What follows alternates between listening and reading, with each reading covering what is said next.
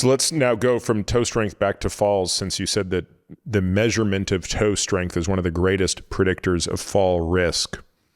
It's a huge problem. Yes. The mortality is enormous once you reach the age of about 65.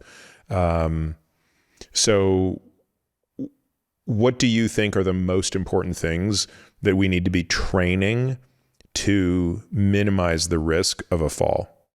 First and foremost, toe strength. That is the single biggest predictor of falls in the elderly, is a weakness in toe strength. It really is. I would not have guessed that. And when we get in and start doing these exercises, I mean, I think it is an imperative. You know how kids get scoliosis checks? I mean, we should be checking kids' feet. That's when we need to start paying attention to this stuff. Because if we start training these things, once we get to this age where toe strength is a massive deficit, we'll be ready for it. Hey everyone, welcome to the Drive Podcast. I'm your host, Peter Attia.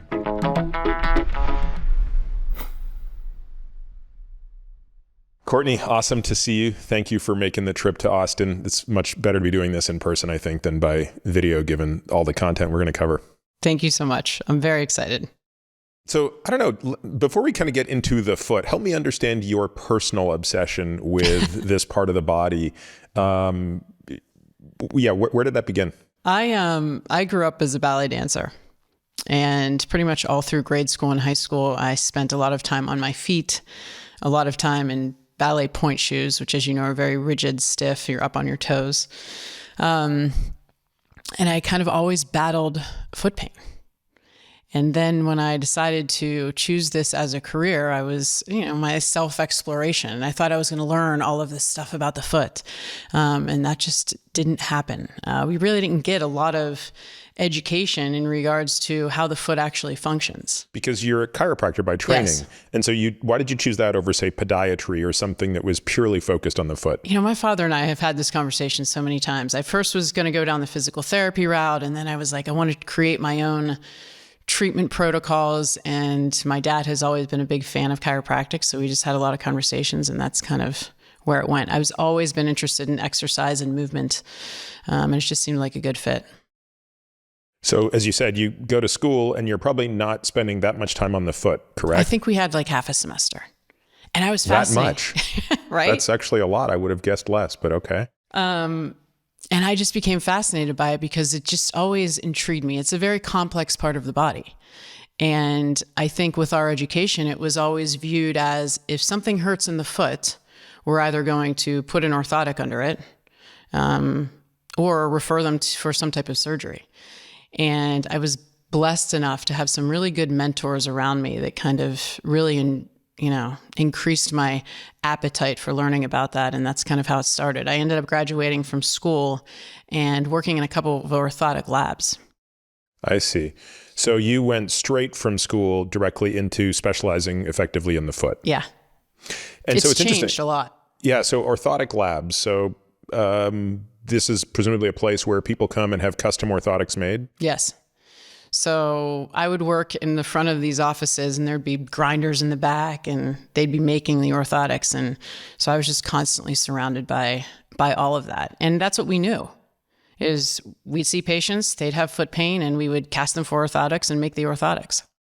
Interesting. So even when you came out of school, your knowledge was still, and your practice was largely still based on the, conventional way of putting support under the foot, hoping for the best. Yes. All right. So with that background, we can evolve to where you are today, which is obviously leaps and bounds ahead of that. But let's kind of give folks a bit of a sense of the complexity of the foot. Yeah. I think most people look at their hands, and because of our dexterity, I think people understand the intricacies of the hand. I know once in a while when I'm trying to communicate that to a patient, I'll even show them a picture of the homunculus, which is the image of I know you know what this is, but just for the listener, the image of the cerebral cortex, where it graphically represents the size of the anatomic features in proportion to how much motor and sensory control they have. And obviously one of our superpowers as a species is what we can do with these things. It differentiates us from all other species. So how does the complexity of the foot fit into the equation of the human body? Well, I think another one of our superpowers actually is that we're a biped. Yep. Right. So we have so many cutaneous receptors, muscle spindles, joint proprioceptors on and in our feet that communicate with our vestibular system so we can become upright and bipedal. When you take away those functions, it really alters how you're moving, how you're interacting with your environment. I mean, it's always so wild to me because when we think about it from a rehabilitation perspective, we are very good at rehabbing the low backs. We do a lot of core strength. We do a lot of glute strength. We do a lot of hip strength. But you don't hear many people saying, I'm doing a lot of foot strength. And it's literally our first interface with the ground. It's how we contact the ground. It's how it's how everything starts. So when we take that away, you're really making it much more challenging for yourself. And I think it really can alter our survival as well as decrease our quality of life. Yeah. I mean, it's funny. You can probably tell looking around how obsessed I am with race cars. And I've made this analogy before, but basically there are four things that determine the speed of a car, right? So it's the obvious things, the engine, but the chassis, the aerodynamics, the stiffness, the driver's capabilities, to what they can do in the car, but of course the tires. And the analogy here, of course, is clearly that the tires are the feet. And you can have the greatest car in the world, the most powerful engine, the most remarkable chassis, and the best driver. If the tires are shot, none of it matters. You simply can't get the power to the ground and back. So I think there's a lot to be said for how it is imperative that and in fact, I would even go one step further. I think feet are even a more important part of the human body than tires are to the car. And here's the reason why. As we'll discuss, the feet play a role in the suspension more than the tires play a role in the suspension of a car. So when you now talk about force absorption, the feet are even more, of a priority. And if you can't absorb force in the feet, I think we're going to hear that we're going to translate that inability to translate force all the way through the body. Yeah, a good friend of mine, Jay DeCherry, he always says that you can't build a jet engine on a paper airplane. Yeah. And I just love that because we're building all of the strength and we're focusing on everything above the knee. When in reality, so much of this force, gait is shock absorption, it's stance stability, it's propulsion. And all of those things enable us to become efficient with movement. We'll talk about a lot of this stuff when we get into the gym later today and go through some of these things. But on a personal level, my interest in this probably didn't start until a couple of years ago when I began to, for the very first time in my life, experience pain in my feet that wasn't just fleeting. Obviously, like every other knucklehead, I had the odd bout of plantar fasciitis in my youth that got better with sort of traditional means. But it was really only when my volume of rucking started to get really high and the poundage started to get really high that I was starting to experience pains in my feet that I now believe could be attributed to weakness. So let's maybe talk a little bit about the anatomy of the foot. It is truly one of those things that, despite not only having gone to medical school, but even having been a surgeon, meaning I'm relatively familiar with anatomy, it's a freaking black box to me. Like if you told me show me the navicular bone versus the talus, I'd have a hard time until I started having to go back and relearn this. So the fact that I once knew this 26 years ago or whatever is amazing to me. And I suspect many people listening will be completely unfamiliar with this. So understanding that some people are going to be listening to this only in audio, this will be a great time for people to tune in on video. But for certainly, let's assume that most people are watching us, and then let's show them the model here. So I noticed you brought your friend here. What's his name again? Eddie. His name is Eddie Vedder. Pearl Jam is one of my favorites. As we have both been to the same concert recently. Okay, so walk us through the anatomy of the foot. So very important. I think especially when it comes to understanding how we're treating the foot and foot pain, to understand the anatomy of the foot. So there's basically three parts to the foot. You have a rear foot, a midfoot, and a forefoot. How many bones here? 26 bones, 33 joints. Yeah. So it's a complex part of our bodies. And I think that's why a lot of rehab treatments and protocols have veered away from really understanding what's happening here. So starting in the rear foot, the calcaneus, it's one of my favorite bones. And here's a fun fact. A 100-pound female actually has a larger calcaneus than a 350-pound gorilla. Wow. Fun fact. But some other fun facts about this. The actual bone itself, there's 2 layers to the bone. So there's a thin cortical layer, outer layer, and then there's a spongy inner layer. So the way the calcaneus is actually designed, think of like a rubber ball bouncing. It was designed to absorb shock. The other thing about the calcaneus is there's a fat pad that sits outside the calcaneus. Also 2 chambers. So there's a thin microchamber that is not easily deformable. Because when we walk, most of us, as in a walking gait, we graze the heel. So that outer chamber is not designed to deform. But there's a macro chamber on the inside of the fat pad that is highly deformable. So again, we have a fat pad, and we have the way the bone has been designed to absorb shock. That fat pad, by the way, is 2 times a better shock absorber than sorbothane. So Sorbothane. It's a material. It's a synthetic material. Like a rubber? That a lot of performance orthotics, for example, are made of, designed to dampen vibration and absorb shock. And so when I'm talking to my patients, I'm like, we have a beautifully designed calcaneus that was designed to handle all of this shock, to handle what happens when our heel strikes the ground when we walk. So very important structure there. Now, the calcaneus looks like it interacts with another major bone there that sits right under the fibula and the tibia. The talus. Yeah. One of the few I remember. Yes. And fun fact about the talus, there is 0 muscle attachment to that bone in the foot. It's all ligaments. So there was a study, Ben O'Nig, who's done a lot of research in our work. They looked at sectioning the anterior talofibular ligament. So that's also a very common ligament when we sprain our ankle. If those ligaments on the outside of the ankle get completely torn, you now have this talus that has nothing attached to it. So what can happen is the talus can migrate, it can adduct. So the tibia will internally rotate, the talus adducts, and then what happens is it kind of bangs into the medial malleolus there. So patients will often present with pain along the inside of their ankle, and it will be diagnosed as, say, a tendon dysfunction, posterior tibialis, when it is an instability at the rear foot because that talus is shifting. And would that patient have necessarily suffered something traumatic to have torn the AF ligament?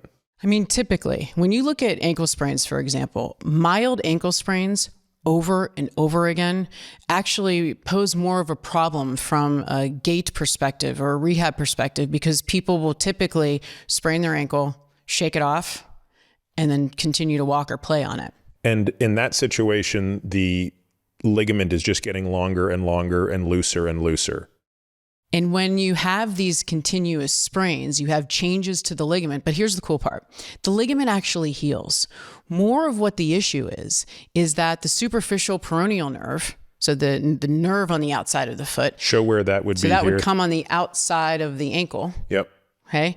Those nerves get stretched. Yep. Sometimes those nerves get torn. And once you start changing the neurological input, that's the issue. Because the ligament will heal. It's when you lose the sensory input. Yes. So you're walking down a curb, you lose sensory input, and you say, oh, and there's no cue saying, don't do that anymore. And then you keep doing it over and over again. I had a patient this week that had multiple ankle sprains when he was a kid. And the last couple sprains that he had, he couldn't feel anything.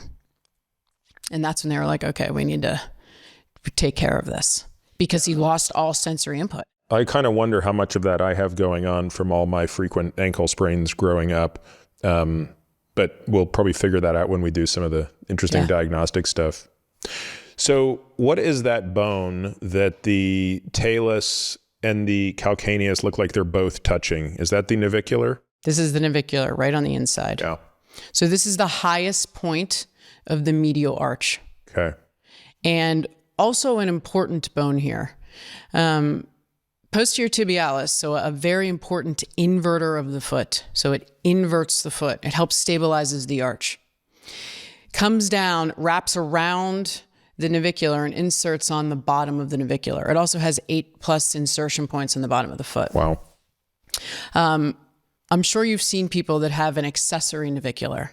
So it's almost an extra bone that sticks off that navicular. And you can see it when you're looking at someone. It looks like they have a protrusion. Because the posterior tib has to come down and wrap around the navicular, if you have an extra bone there, the vector of force, right, is longer. So the way I'll describe this to my patients is if you were doing a chest press, for example, and you were starting here, imagine having to start all the way back here, right? It'd be more difficult. Yep. So that's where with those patients, when you see that, or you see that they have an arch that doesn't want to, recoil or function, you have to consider, hey, we really need to go after strengthening posterior tibialis, and or some of these patients, if there's too much of a structural variant, that's when you implement things like an orthotic, for example. Got it. So is the navicular considered then part of the midfoot? Midfoot. Is the calcaneus the only thing that makes up the posterior foot? The rear foot. The rear foot. Mm-hmm. Yeah. And those distinctions, are they, I guess I'll let you finish talking about the forefoot, but presumably those distinctions are based on not just their location, but do they have some functional significance? Yeah, I think when you look at the gait cycle. I see. Right. So when we talk about the gait cycle, we look at different rockers of the foot. So when we're initially walking and our heel strikes the ground, that rear foot, the calcaneus starts or initiates pronation.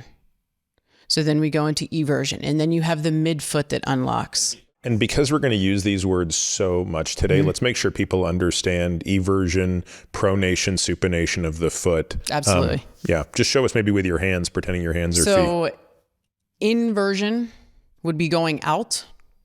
That's also a supination. Yep. Pronation is an unlocking of the foot.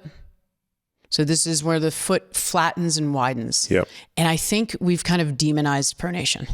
Definitely. And we'll talk, I know we're going to go through a couple of drills today that you've had me doing to really work on relaxing the foot and letting it pronate without tensing up.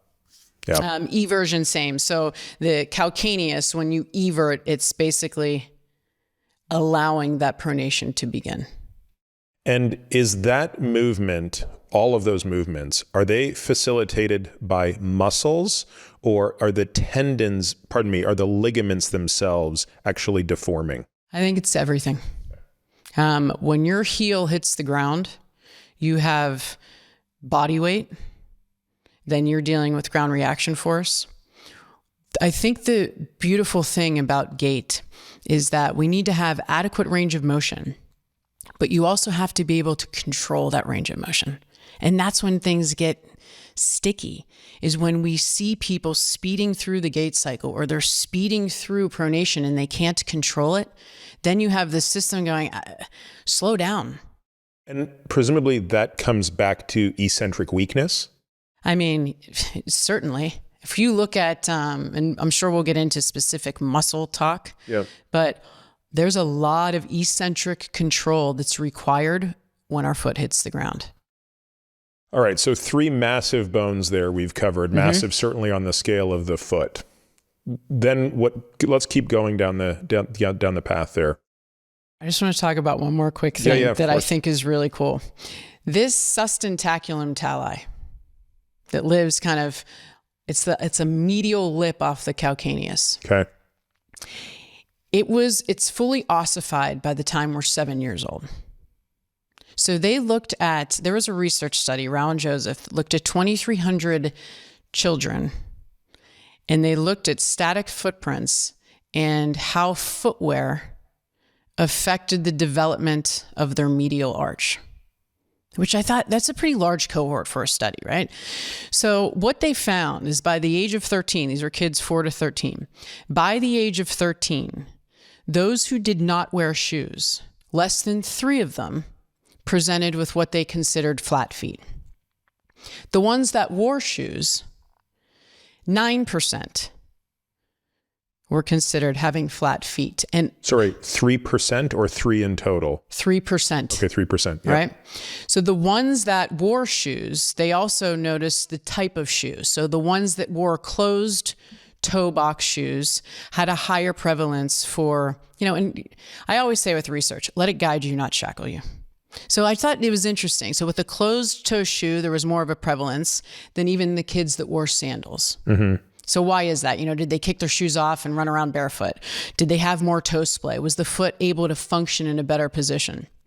But what the conclusion of the study was, the researchers said that this sensory information that was gained by their feet somehow gave them a protective tone, an increase in protective muscular tone that was enabling their arch to elevate. Now, how is that accomplished? Because I know that there's going to be many people listening to this who are going to immediately want to think about their kids. Yeah. And, the reality of it is most of our kids are in school from a pretty young age, and therefore they have to kind of be in shoes. It's kind of, especially like you live in Colorado. It's not like you're going to send your kid to school in sandals in the middle of the winter. So do you get a sense of the time requirement being out of shoes, if indeed there's causality between time away from shoes and improved foot health at a young age? I think we have the opportunity with the kids. When they're at home, they just take their shoes off. Different sand, grass. This doesn't have to be all the time, but even just a little bit.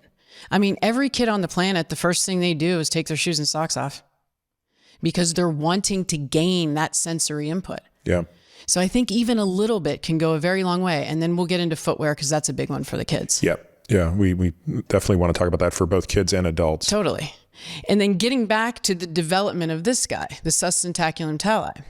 So if we know that it ossifies by age 7, and we have this window where we know that between these ages, 3, 4, 5, 6, that the arch is developing, and we can start to allow sensory input and start to begin muscle strength, the way he develops, there's a little lip. You see how it lips up? So it positions the talus almost with a lateral tilt. So it's very important from a bony architecture perspective on how stable that foot is. So, there are cases where this will develop in a downward slope, and then you could predispose for some type of flat foot deformity in the future. Okay, carry on. So that's the rear foot, midfoot, if you will. Moving into the forefoot. The forefoot is where we will see most of our injuries because when we're walking, there's 8 times our body weight that go through the forefoot with propulsion. Why? That is so hard to fathom. Well, how about some other numbers here? Your Achilles tendon is about 4 times your body weight when you walk. Meaning it experiences 4 times your body weight with each step? With force, yes. And the Achilles is the tendon of only the gastroc or the gastroc and the soleus? Gastroc and soleus. Okay. In fact, when we should just also clarify, I'm sure many people know this, but when we are referring to tendons, we're talking about the attachments of muscles to bones.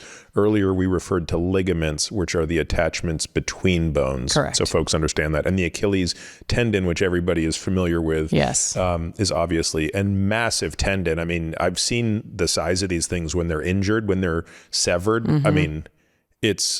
I don't know where it ranks in tendon size for the body, but it is certainly one of the largest, I would have to believe. I love talking about the Achilles tendon. It's beautiful. You have the gastroc and the soleus, they twist on each other. So it can become a very robust tendon.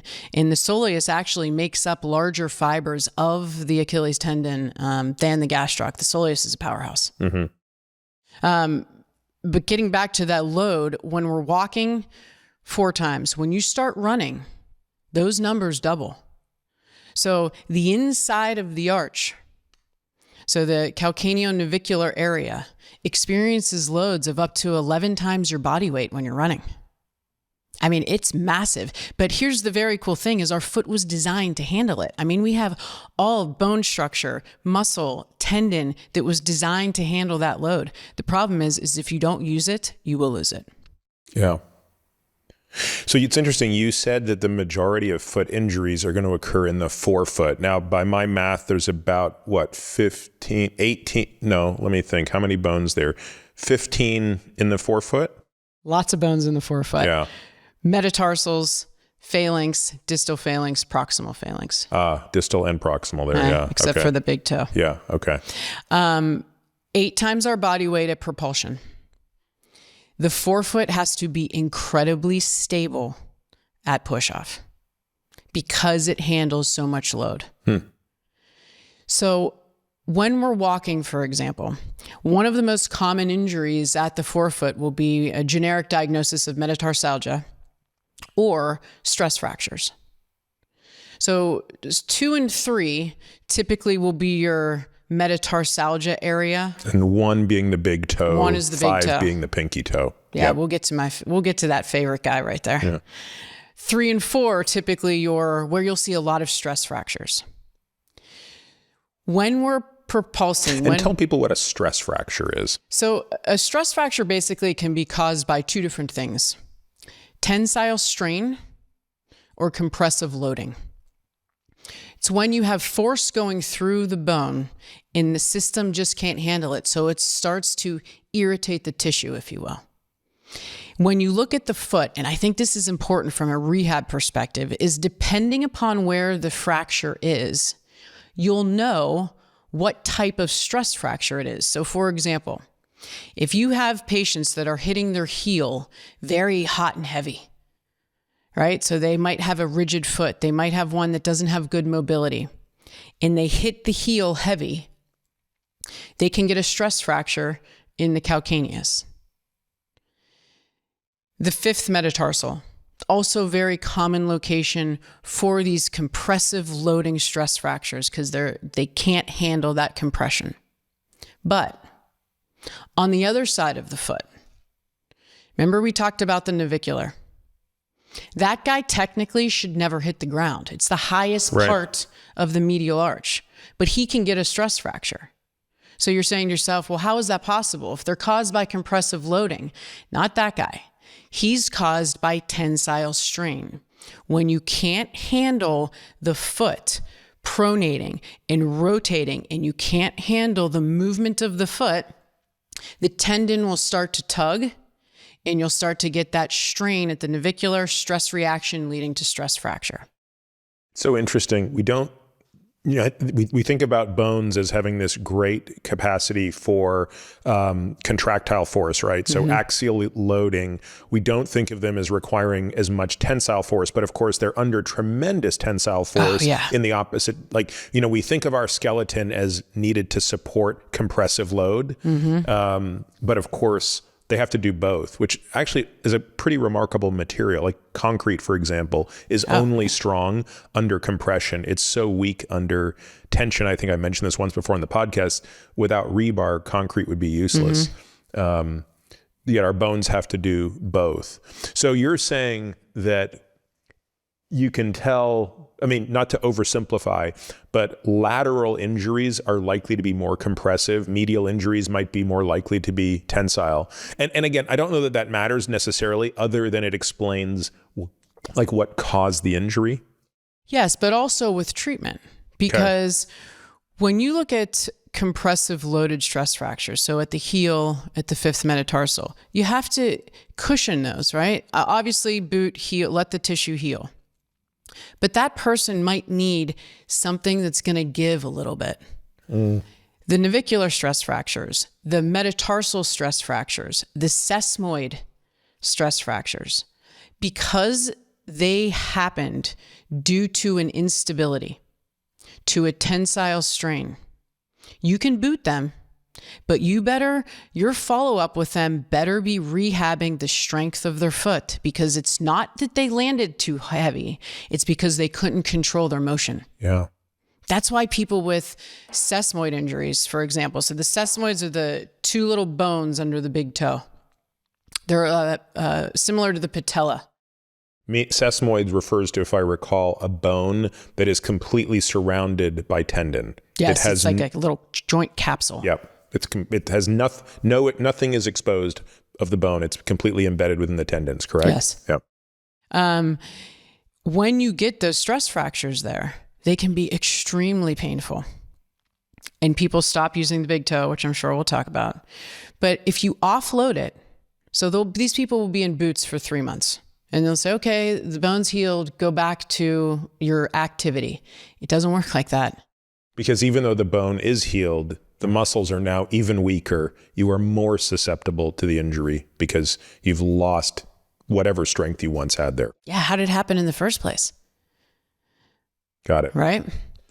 Let's talk a little bit about the muscles in the foot as well, because it is a very muscular structure. We don't think of it that way because we look at it and we can sort of see the bones through the skin. But especially on the bottom, the musculature is incredibly complicated, and it is really related to what's happening in the lower leg as well. Oh, yeah. Well, I think when we talk about muscles of the foot, we can talk about intrinsic muscles versus extrinsic. So intrinsic muscles, they live in the foot. They start and they end in the foot. We have 4 layers of muscles there. Which is just unbelievable. It is. And I think the beautiful thing about the foot is you can look at the foot. It's the only place in the body where you can look at it and say, something is going awry here, because you'll form things like bunions and hammer toes and Taylor's bunions. And you'll be able to look at your foot and go, this isn't the way it's supposed to look. Maybe I should pay attention to it. You can't do that at a knee or hip unless you take an x-ray. And when you can get your hands on a foot where you start to see these deformities and they're flexible, you really think about it from a muscular imbalance. Mm. So if we wanted to look at some of the intrinsic muscles of the foot, so if we were to start with the big one, abductor hallucis, so he sits along the big toe and he's responsible for straightening the big toe. And I think the other thing that will be helpful when we go through this is, you know, every medical student and whatnot has to learn what an adductor versus an abductor is. And since they're always embedded within the names of the muscles, we always remembered this as abductors abduct. They take things away. Like a person's being abducted, they pull away from the body, basically. Yes. An adductor pulls back towards the body. So with that said, hopefully people will have an easier time remembering some of these terms. So we have our forefoot here. Here's the big toe. So abductor hallucis is going to straighten the big toe. There's also a muscle. Pulls it to the middle. Pulls it towards the middle. Yep. There's an adductor hallucis. It's kind of like a backwards 7. Mm. So when these guys get out of balance, for example, if I'm in a shoe, which we'll talk about later, that's going to squeeze my toes together. Such as your ballet shoes. Yes. Or most dress shoes. Yep. I have adductor now that's shortened. Mm-hmm. And I have abductor. It's lengthened. Is lengthened. So you start to get this imbalance at the foot. And then you start to see changes in the foot.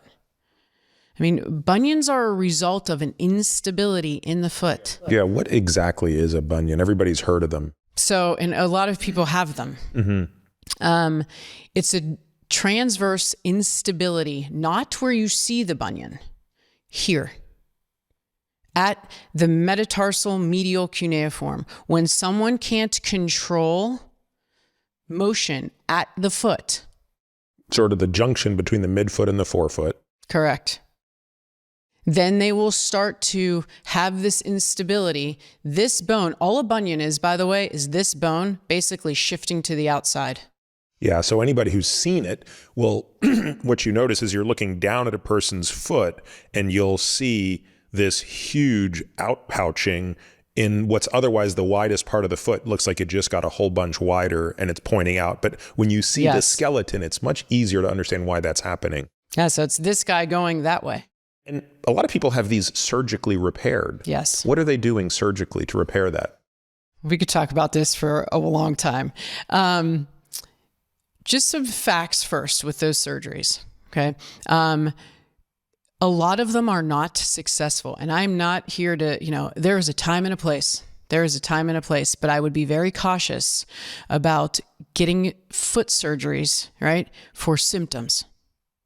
So what they'll do is they can either shave part of the bone down and then realign the toe. And oftentimes they will pin the metatarsal to the cuneiform so they stabilize where most people have that instability. Once you start pinning things together, you might take care of alignment. Right, but you've done nothing to strengthen the muscle that allowed this to get there. And, the conversation of my mom has a bunion, my grandma has a bunion, and my response to that is you don't come out of the womb with a bunion. You might inherit connective tissue laxity, for example, or there might be hypermobility issues. But if we know that, just like we talked about with the kids earlier, the earlier interventions, right? You get them in the right footwear. You make sure they're in shoes, right, that have a toe box where the toes can actually splay, especially if you know that your mother has a bunion. Mm-hmm. I think what's fascinating about the big toe is if you look at your nail bed, some people that have bunions, the nail bed will be flat and it'll just look like it's adducting. All right. So here's the bunion. Oh, I see what you mean. Yeah. Right. But the nail bed is flat. When you see that, it's typically from footwear. When you see the nail bed and it's actually rotated, because you see some of those people, right, where the nail bed's kind of turned in and it looks like it's a rotational issue. Yeah. You know for certain they can't control rotation, which is cool because now you're like, okay, one of the reasons I got into all of this was I have bilateral bunions on both of my feet due to the fact that I was constantly in point shoes. And then my solution to that was I'm just going to start bracing my feet because they hurt. So they just got weaker and weaker. And then I was like, this is not right. So we started strengthening them, getting us in the right shoes, and it's different ball game. And what's a hammer toe while we're at the topic of common pathology? Yes, so bunion, very common. Hammer toes are basically when the toes start to hammer the ground. All of them are just 2 through 5? 2 through 5. Okay. The big toe can hammer. It's just not as common as 2 through 5. And this is why. When you look at hammer toes, so this would be the top of my foot. We have extensors, short toe extensors, but we also have long toe extensors. So on the top of the foot, the short toe extensors are doing a lot of work and the long toe extensors are not. Yeah, this is one of those things where if you're listening to us, this is very difficult to understand. It's why watching what you're saying makes a lot of sense. And again, just so folks understand, the extensors would be pulling back, the flexors would curl forward. And so it seems counterintuitive to say, how can a hammer toe be in part driven by this extensor phenomenon? Well, if the short extensors, the ones that attach with a shorter moment arm, are fired up, yes, and the long ones are relaxed, it actually looks like a hyperflexion. Yes. And for people who have pain along the bottom of their foot, so along their metatarsals, if you take out your insert of your shoe and you see a lot of wear underneath, like the second or third metatarsal, you know you're probably walking around with too much pressure going through there. Mm. So on the bottom of the foot, it's the exact opposite. I have my short flexors that aren't doing anything and my long flexors who are. So hammer toes it's a muscle imbalance due to a weakness in the foot. And what do you attribute the root of that to? If the bunion seems predisposed, not putting aside genetics and other things like that, but just environmentally, if the predisposing feature of a bunion is shoes that are pushing the big toe in, what is the environmental trigger that is most commonly driving a hammer toe? I think it's the same thing. I think that we have not been paying attention to our feet for a very long period of time. And if you think about, if you were to walk around with your hands in mittens for 20 years, you shouldn't be surprised when your hands don't function. Yeah. It's literally that. It's the same concept at the foot, really, that it is everywhere else in the body. I think we just don't think about it. Well, it's not even mittens, right? Like if you really think about it, for most people, you know, if you think back to being a kid, like you could still move your fingers in mittens. It's actually like mittens that don't allow you to move your fingers. Yeah. That's the better analogy. And yeah, if you were to spend 12 hours a day in that situation, it would be obviously cumbersome. So let's go back to the intrinsic musculature of the foot. I know we're going to talk more about intrinsic and extrinsic foot stabilizers when we get into the gym. There's a couple key muscles. You know, I think they're all key, but we don't have time to go into all of them. But that are responsible for a lot of our foot function. So for example, flexor digitorum brevis is one of my favorites. So this guy runs from the heel and inserts up into the phalanx, so into the toes. He is responsible. He's a big muscle. It's a big muscle. He runs parallel to the plantar fascia. Yeah. He's responsible for decelerating toe extension when we walk. Remember, it's all about slowing things down. We want to control it. If I don't have good strength of that muscle, he shares load, if you will, with the plantar fascia. So one of the biggest predictors for patients that have plantar fasciitis, so this would be an acute plantar fascial pain, is a weakness of flexor digitorum brevis. When you look at treatment protocols on how to get people better with plantar fasciitis, it's like stretching their calves. And I'm not saying that's bad, but you also have to look at the strength and the stability at the foot. And he is a very big player, very big player in the stability of the foot and decelerating pronation. You just referred to plantar fasciitis. We talked about it a second ago. It's clearly something many people listening will understand. They will also probably have a ballpark sense of what it feels like and how there's a real tenderness in the arch. But can you explain the anatomic structures that make up the plantar fascia? So the plantar fascia is going to start at the calcaneus, and it's going to insert into the deep transverse metatarsal ligament up at the forefoot. The plantar fascia has a very key role, by the way, in stability of the foot. Okay, so I'm going to explain something called a tie bar mechanism. So the tie bar mechanism of the foot is this, I like to call free because we need to take advantage of it, where we have a ligament that runs across the metatarsals. When we're walking, and we go into midfoot loading. So when all the pressure comes and our arch starts to flatten and widen, when the forefoot splays, it triggers receptors in that deep transverse metatarsal ligament. Okay. The plantar fascia inserts into that ligament. So it's kind of like this T. So when the foot splays, it triggers this mechanism of horizontal stability as well as vertical stability. Because the plantar fascia, like a triangle at the forefoot, now begins to spread under tension while it's also being elongated vertically. It's like a fan. Yeah. So that's the beautiful thing about forefoot splay, is it's this free mechanism that's basically telling our brains, hey, you're about to push off. You better get real strong and you better get real stable because we're about to take on 8 times your body weight. Gets me excited, right? You take that away, you take away forefoot splay, you can forget about the receptors talking to you because you're not getting the tug on them from the deep transverse metatarsal ligament, the splay, and you're also not signaling the plantar fascia. What would oppose that? How narrow or how much compression needs to be on the foot, presumably in the form of a narrow shoe, that would prevent sufficient splaying to activate the plantar fascia in that regard?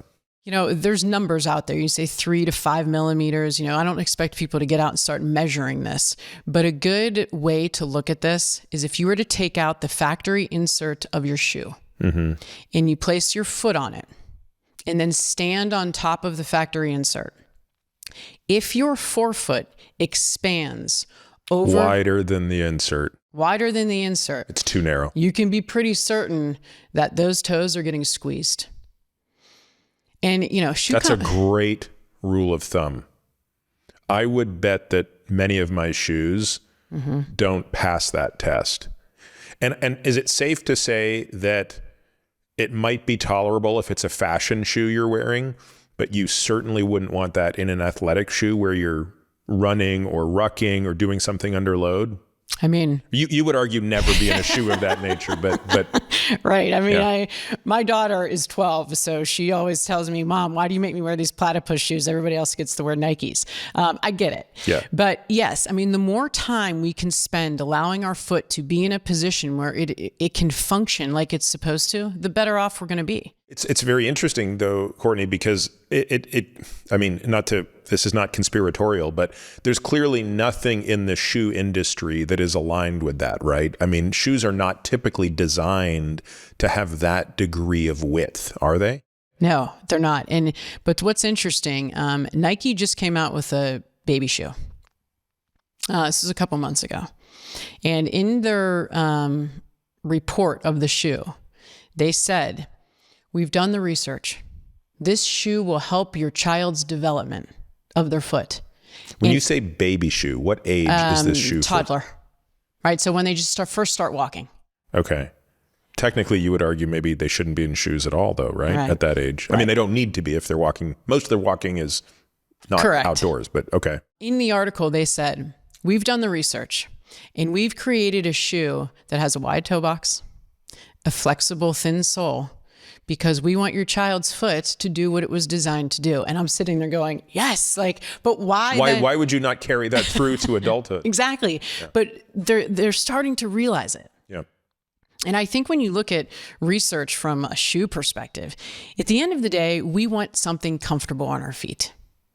And I would argue that every single one of my patients, once I simply put them in a shoe that allows their toes to splay, they will always say, it feels more comfortable.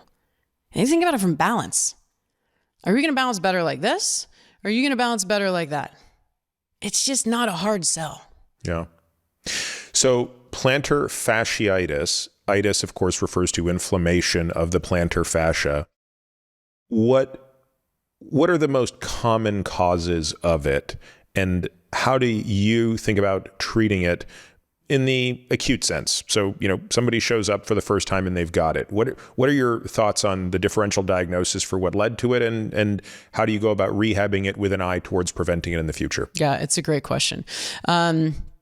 First, you have to make sure that's what it is. I mean, there's a differential diagnosis of heel pain. I mean, you have to rule out calcaneal stress fractures, for example. There's Baxter's neuropathy. So people will have Googled and they'll just immediately say, I have plantar fasciitis. So first and foremost, you just have to be certain that's what it is. And it's a clinical diagnosis. It's not like you've got an imaging study that confirms it. You have to sort of exclude other things, as you said. Yeah, and you can see a thickening of the plantar fascia. Okay. Although rarely, I assume that's done, correct? You're not likely going to put somebody in an MRI for that. No, and we'll talk about imaging later with all that. But, there's a difference between an itis, plantar fasciitis, and plantar fasciopathy, or fasciosis, I should say. By the time most people get into my office, it's no longer in an acute stage. Because in an acute stage, this is your initial injury. So it is treated very differently. right? Orthotics often can help in those initial stages of an acute injury because you are offloading. And let's just explain to people again, I'm sorry I'm all over the place, but the anatomy here is so complicated that I think it helps to talk about pathology to explain it. The reason an orthotic can be acutely helpful is because it prevents the full collapse of the arch. Therefore, it takes some of the stretch off the plantar fascia. Is that why? Yeah, and when you talk about what exactly an orthotic does, the jury's still out on that. But we know it has something to do with force. So when the foot starts to unlock, right, it's a load modifier. An orthotic is a load modifier. So it's going to modify the load that's occurring at the heel. So in an acute situation, that's great. Yeah. But if I had a penny for every time one of my patients came in with their orthotics that they got 20 years ago for their plantar fasciitis, I mean, I'd be a rich woman, because they're like, well, it helped acutely, but research will say 2 weeks and at the most up to a year, and then it's time to get out of those things. There has to be an exit strategy. And while you're planning this exit strategy, you need to be strengthening the foot. You have to be strengthening things like flexor digitorum brevis to be able to share the load with the plantar fascia. So in an acute setting, they're treated very differently.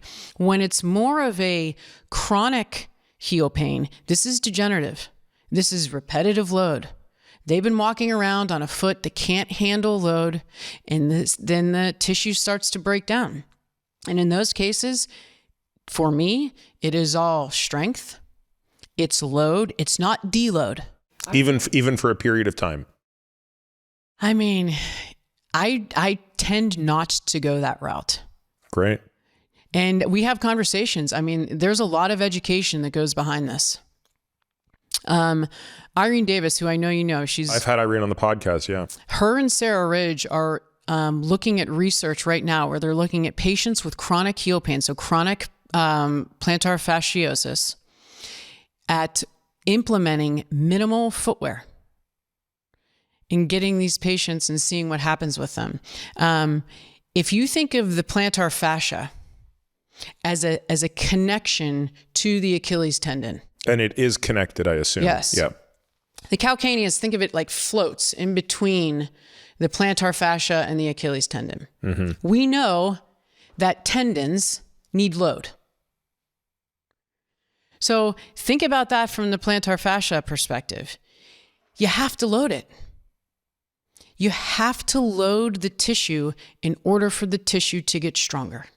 And is the load also necessary to heal the tissue, assuming it's not cut? Yeah, I mean, if we wanted to jump into loading with tendons, it's not that anybody who's had a tendinopathy, we always say rest is not good for tendons. It's not that rest is bad. You talk to anybody who's had an Achilles tendinopathy, if they rest for a week, they're like, yeah, it feels great. Yeah. The problem is that when they go to return to sport or they go to return to walk, without having loaded the tendon, they're going to be right back where they started from. So when we talk about loading the tendons, it's because of it's a mechanotransduction. So when I load a tendon, there's a fascial gliding that occurs. So this mechanical stimulus that then gets converted to a chemical stimulus. Yeah. And then we start to see tendon healing. So in that sense, it's very similar to bones. Yeah. I mean, we've talked a lot about this on the podcast where you have, like, the most important thing for strengthening bones is force on the bone. And that's why weight training and grappling, believe it or not, are the two best exercises for bone density because they put the most stress on the bone, both compressive and tensile. And the mechanoreceptors in the bones, which sense the deformation, use estrogen as the chemical signal to signal bone building. It's of course why estrogen is arguably the most important hormone here. So it's the same thing, it sounds like, in tendons, presumably different chemical transduction systems, but it's mechanical deformation signals a chemical to build. Yeah, there's the tenocytes that kind of live within the fascicles of the tendon. Exactly what you just said. This mechanical gliding kind of shears the cells. You get a chemical stimulus, and then you start to get the changes within the tendon, which I think is it's just really fascinating. So let's go back to the person who shows up. So you've excluded other things. You've diagnosed them with indeed plantar fasciitis. What are the most typical reasons for that presentation in, let's start within a young person, a young active person? Weakness to the foot for certain. And when you say weakness, specifically within which muscles, which are the prime examples of the musculature? So when they come in, I have a toe dynamometer. So it's this little device. Did you bring it today? I did. Okay, good. I've always wanted to try one of these. Yes. I'm embarrassed to find out where I stack up, but we'll see. It tests the strength of your toes. So it's a little device. You put a card underneath your big toe. And I'll have the patient press their big toe into the card. Yep. You should be able to produce 10% of your body weight through your big toe. Okay. That's flexor hallucis longus. When you put the card underneath 2 through 5, you should be able to produce about 7 to 8% of your body weight. When they're pressing their toes down, there's a couple rules. They can't lift up their heel, and they can't hammer the toes. Remember we talked about that hammering? Yep. That's when you'll see people who love to hammer their toes because it's a compensation for weakness in the foot. So that's how they walk. It's like I'm clawing my way forward. Mm. So when they do that, they have to press their toes down. When you do the big toe, the extensor hallucis longus, are toes 2 through 5, do they need to be off the ground, or are they on the ground just not hammered? On the ground, not hammered, but you're pressing down 10% of body weight. I mean, I love, you know me, Courtney. Yeah. I love metrics, right? Because what gets measured gets managed. Is this something anybody can go out and do, or do you have to, you can buy these dynamometers? You can buy them. I think the other thing that's also easy to measure if someone's going to do it at home is I have a little laser scanning device. I also brought this today, where you would stand close to a wall and you'd measure from your umbilicus to the wall. Then you keep your body straight, right? So your hips and shoulders are straight, and you lean into the wall as far as you can. It's your toe strength that stops you from smacking your face into the wall. Mm. That distance should be 4.5 inches or more. Got it. So in other words, we could do the trigonometry on that, but basically there's an angle at which you're creating a moment arm that you need to be able to resist. Correct. It's called the anterior fall envelope. Cool. We'll test all these on you today. Oh boy. But it's really fascinating, right? Because those are toe weakness, by the way, is the single biggest predictor of falls when we age. Really? So this is really cool. When you think about falling, it typically occurs, we're jumping all over the place, by the way, here, at the initiation of gait. So if I don't have that anterior fall envelope, if my toes are weak, I'm going to keep going. And so not only can toe weakness be a predictor of things like plantar fasciitis, fasciosis, but also toe weakness can be, it is researched by Karen Merkel, one of the single best predictors of falling, which is, massive. Yeah. I think we should spend a few minutes on that in a moment, because obviously people who listen to this podcast are no strangers to the importance of fall prevention. We have talked about it typically through the lens of bone density and muscle mass. So low bone density, low muscle mass lead to more catastrophic outcomes during falls. Obviously, the muscle mass is also a great way to help prevent falling, but this is a very specific muscle mass. So athletic person shows up or active person shows up, you've diagnosed the problem, you have a culpable reason for it in weakness. You've already alluded to the fact which says, look, I'm probably not going to rest you. What drives you towards temporary orthotic versus no orthotic and just get right to work? So when I've had plantar fasciitis, we've never done an orthotic. I've probably had 2 bouts of it in my life. It's just been work, a bit of backing off some of the volume, some manual therapy, ice, and more footwork. What's your typical strategy? I think it's very individual specific. I think you definitely have to meet the patient where they are. What is their activity level? What are they willing to do? What age are they? Are they going to do this stuff? From a passive perspective, I do like shockwave into the bottom of the foot. Medial gastroc. The way the medial gastroc inserts into the Achilles tendon. So we talked about the gastroc. There's 2 muscle bellies. The medial gastroc sits on the inside, and how it attaches into the Achilles tendon is one of the, will prevent ankle dorsiflexion. Tell people what dorsiflexion is. So ankle dorsiflexion is basically this motion when I am walking. Yeah, pulling the toes back, basically. Yes. Pulling the foot back. Yes. Yeah. And plantar flexion just for point the toes. The other way. Yep. Point the toes, extend the foot. Yep.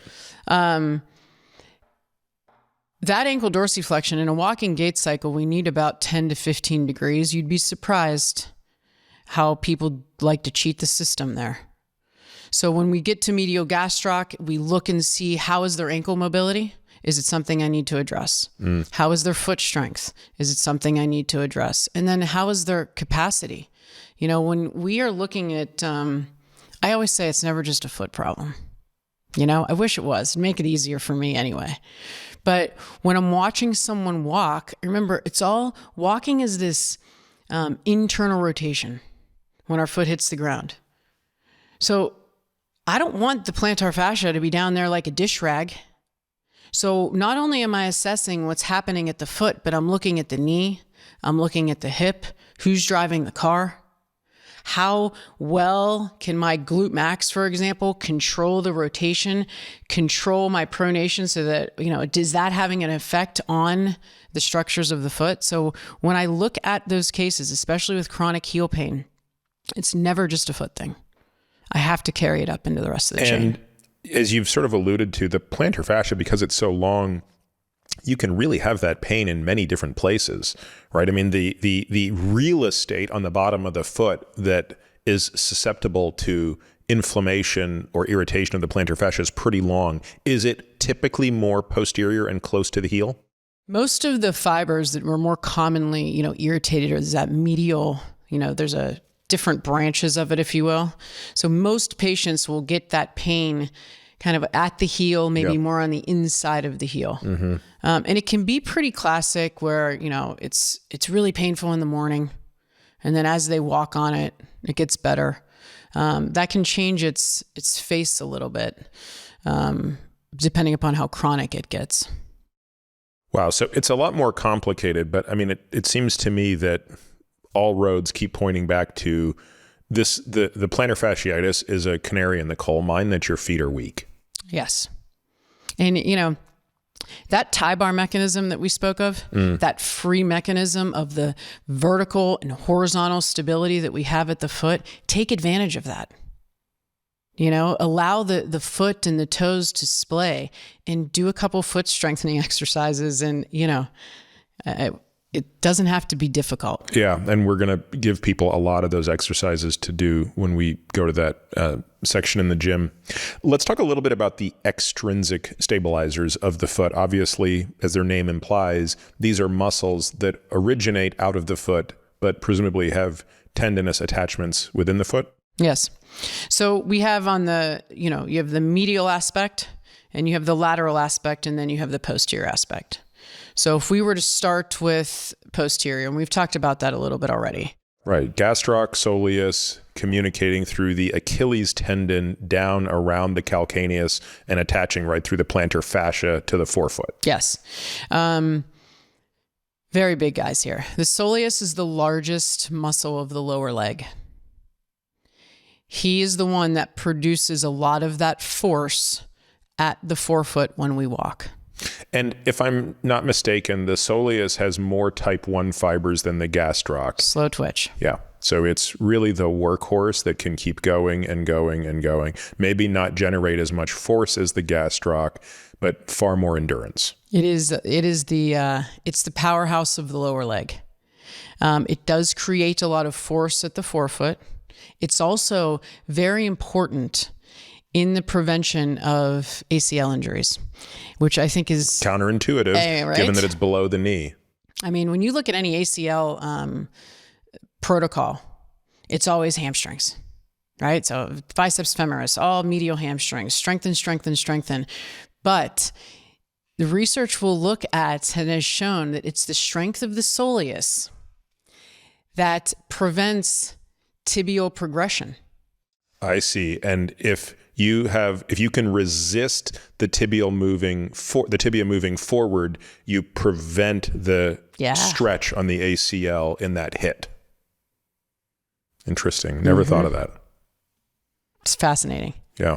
And I know you and I have talked about this before, but if we look at capacity of the soleus, there are numbers out there that in a seated calf raise, so when you're seated, the gastroc is not your big immobilized player. Yeah. So you're focusing on soleus.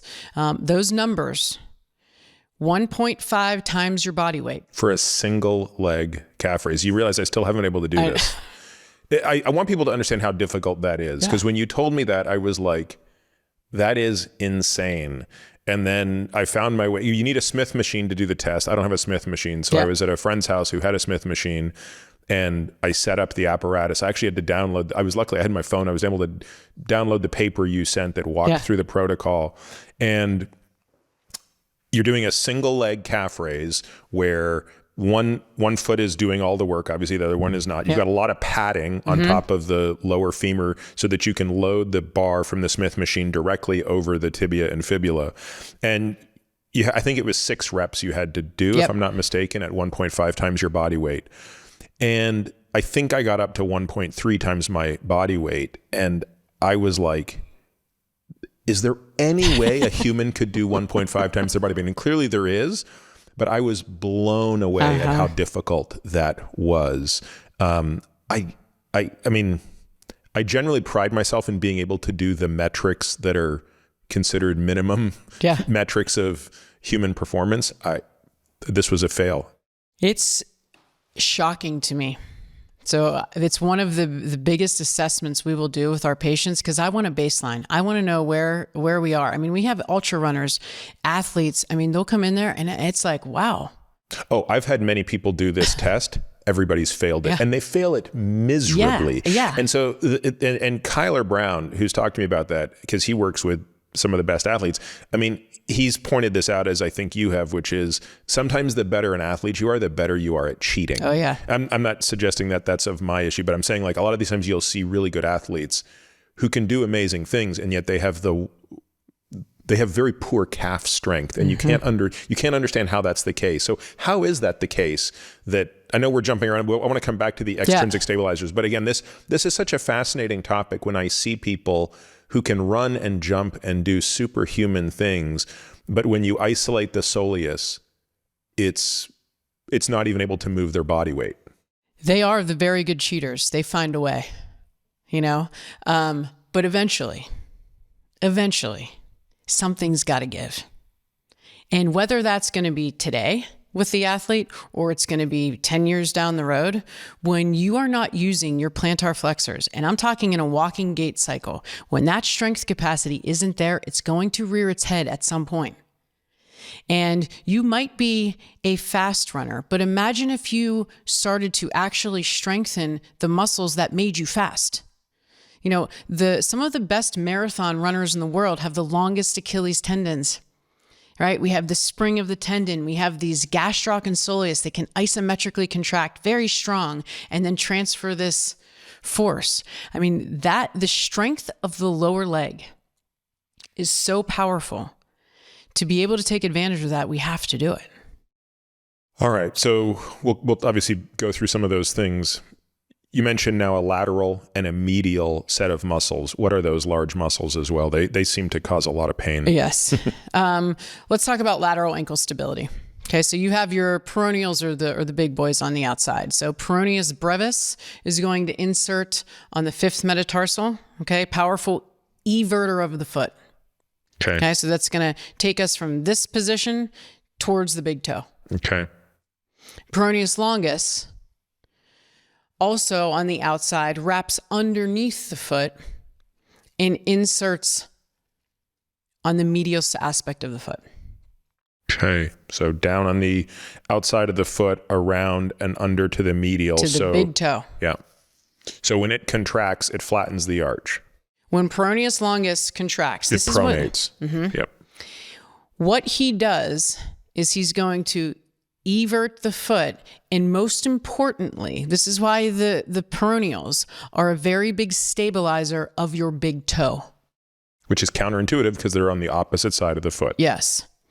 So when peroneus longus, this is the one that goes underneath the foot, when he's doing his job, we call it dropping the head of the first metatarsal. So basically what that means is it takes that bone, the metatarsal, and it anchors him to the floor so that we have a stable position at push-off. Yeah, so one of my favorite exercises is putting a band, like an elastic, under huge tension on the floor, pulling medially such that, and the only part of myself I let contact the floor is the base of the big toe. Yes. And then doing single leg balance drills. So that's actually strengthening outer leg. Yes. Very important. When patients have ankle sprains, for example, remember we're losing sensation, right? We have a sensory loss, if you will. You can have dysfunction of your peroneals. When I'm walking, because peroneus longus drops that first metatarsal down, he's anchoring my big toe to the ground. If he's not doing his job, this guy will stay elevated. So he'll stay lifted a little bit. So now when I'm walking, I don't have this stability at my first ray. And so I'm either going to go to my outside again, which means there's my other ankle sprain, or people will complain of a pinching on the top of the big toe. So there's a difference between a bunion, so this is when it goes into this comes direction, out, yeah. comes out, versus people will see a bump on the top of the toe. Those are two different animals. So if I'm walking and I don't have that first metatarsal dropping, when my big toe tries to extend, it doesn't have this nice like rolling glide. It kind of jams first. And then you get this irritation on the dorsum aspect of the toe, and it'll get red and it'll get irritated. And it's what we would term a functional hallux limitus. So a restriction of motion at the big toe. And it all stems because there is not enough muscular force from the lateral musculature of the foot, the peroneals, to bring the toe down, the base of the toe down. I mean, in my opinion, unless there's been trauma, like you've dropped a weight on your toe or you've had turf toe or things like that, where there's been an accelerated inflammatory response, then yes, it is a dysfunction at that first ray, which is often caused by a weak foot. This is a common theme here. Instability of the outside of the ankle sprains. And if those movement patterns are not restored and regained, then you start to have this arthritic change at the big toe, and that is not fun for anybody. It will alter gait. It will alter movement. So the big meaty muscle on the outer part of your shin is the tibialis anterior. Correct. And does it attach, it must go down around the lateral malleolus as well? It's on the front of the lateral malleolus, correct? Tibia anterior comes down, and then tibia anterior tendon is kind of, you'll see it more on the medial aspect of the foot. It's a dorsiflexor of the foot. Biggest dorsiflexor, right? So okay. So now so we were just talking lateral compartment. We've now shifted, you were going around the house. Yep. So now we're in the front of the lower leg. Yep. So this is where tibialis anterior and all of your extensors live. So they extend the toes. There's a couple reasons. Interesting. Sorry to interrupt, and maybe you were just about to address this. Why do we have toe extensors out of the foot? When you're walking, we always talk about with gait what's happening in stance phase. So there's stance phase when the foot is on the ground, and then swing phase when the foot's in the air. And the reason why a lot of us give so much attention to stance phase is because that's where all the magic happens, right? All the load. But swing phase, when we're walking, you have to clear the ground. So when I'm assessing gait, I will often close my eyes and listen, because you'll hear the scuff, as I like to call it, where they can't clear the ground. These will be your runners that come in and tell you, I keep tripping over, when I'm running, I keep tripping over rocks. I'm like, are you really tripping over rocks, or what's happening here? Because if those tissues can't extend the toes and extend the foot, when they're running or walking, they'll scuff the ground and you can hear it. So they're responsible for a clearance in swing phase. But then also at heel strike, here's that eccentric component.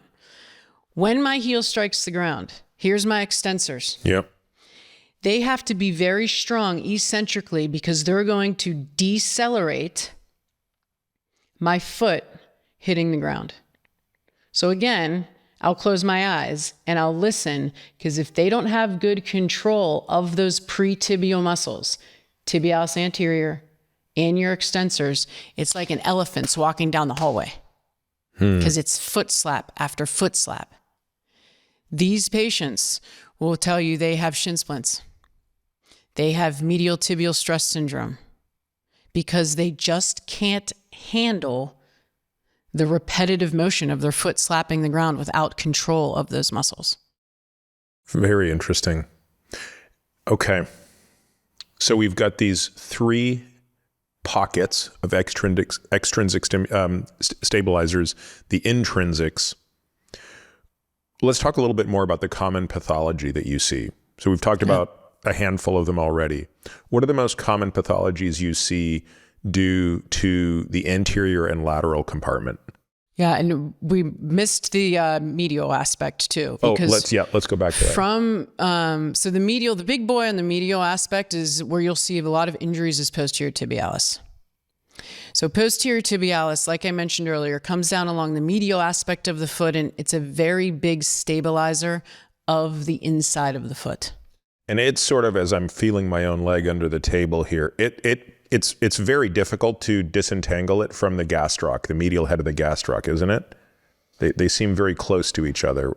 If you were to put your foot on your knee, point your toe, and bring the sole of your foot towards the ceiling, you'll see a tendon that kind of pops up along the medial aspect of the foot. That's post-tib. Yeah, and that's the one that when we get into the gym, we're going to work on that exercise of relaxing the post-tib while we allow the arch to descend. Yeah, I mean, posterior tibialis decelerates pronation. It has to be, and fun fact, if you look at EMG activity, and call it what you will, some people don't love EMG activity just because there's a lot of crossover. But posterior tib, you will see activation from that guy from the second the foot's on the ground until propulsion. He's one of the only muscles, where you'll see this constant activation, and therefore we need to pay attention. because of its attachment, it rotates. So that tendon has a 45-degree rotation before it inserts. So when we talk about those energy storage tendons of the Achilles and the post-tib, very, very important for, free energy and propulsion. And because of how it attaches, it has to be trained in those planes, in rotational or transverse planes. Okay. Let's go back to pathology there. Yeah. What else do you see? So I think probably the most common diagnoses that we will see, we've discussed one of them already, is heel pain. So plantar fasciopathy. Lots of tendinopathies. So your Achilles tendinopathies and your posterior tibialis tendinopathies. We know that these tissues need movement. We know that these tissues need load. And I think it's important to understand, it's not that we want necessarily, yes, we want strong calves, but from a tendon perspective, we want a tendon that is healthy, which means you have to load it. And that goes for both the Achilles as well as post-tib, as well as your peroneal. I mean, many people have peroneal tendinitis as well. Interesting. Is that predisposed by lots of ankle sprains, or is that more a function of just weakness in the musculature? I think there's a lot of factors you have to look at. Do they have the integrity of the musculature? Have they had a history of ankle sprains that have just never been rehabilitated appropriately? But think of, the post-tib and the peroneus longus as like a sling. It's this beautiful sling that stabilizes the foot, and they work together. And when you have one side that's not helping out the other side, you can start to have these changes within the foot. You alluded to imaging earlier. How often does imaging play a role in your diagnoses? Do you tend to rely mostly on the clinical history, the physical exam, and then what fraction of the time do you rely on imaging?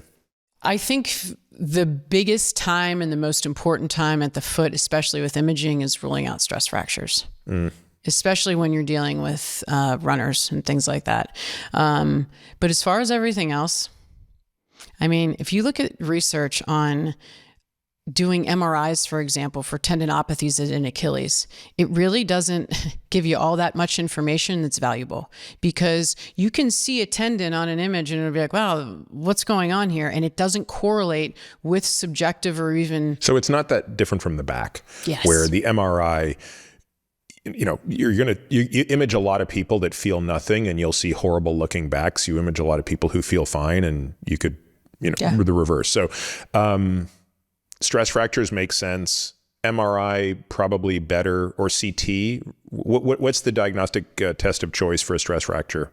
I mean, I like diagnostic ultrasound. Really? Mm-hmm. I think it can be more accurate. But yeah, the MRI, I rarely will order that just because it doesn't really give me the information that I'm looking for. Interesting. Let's go back to the Achilles.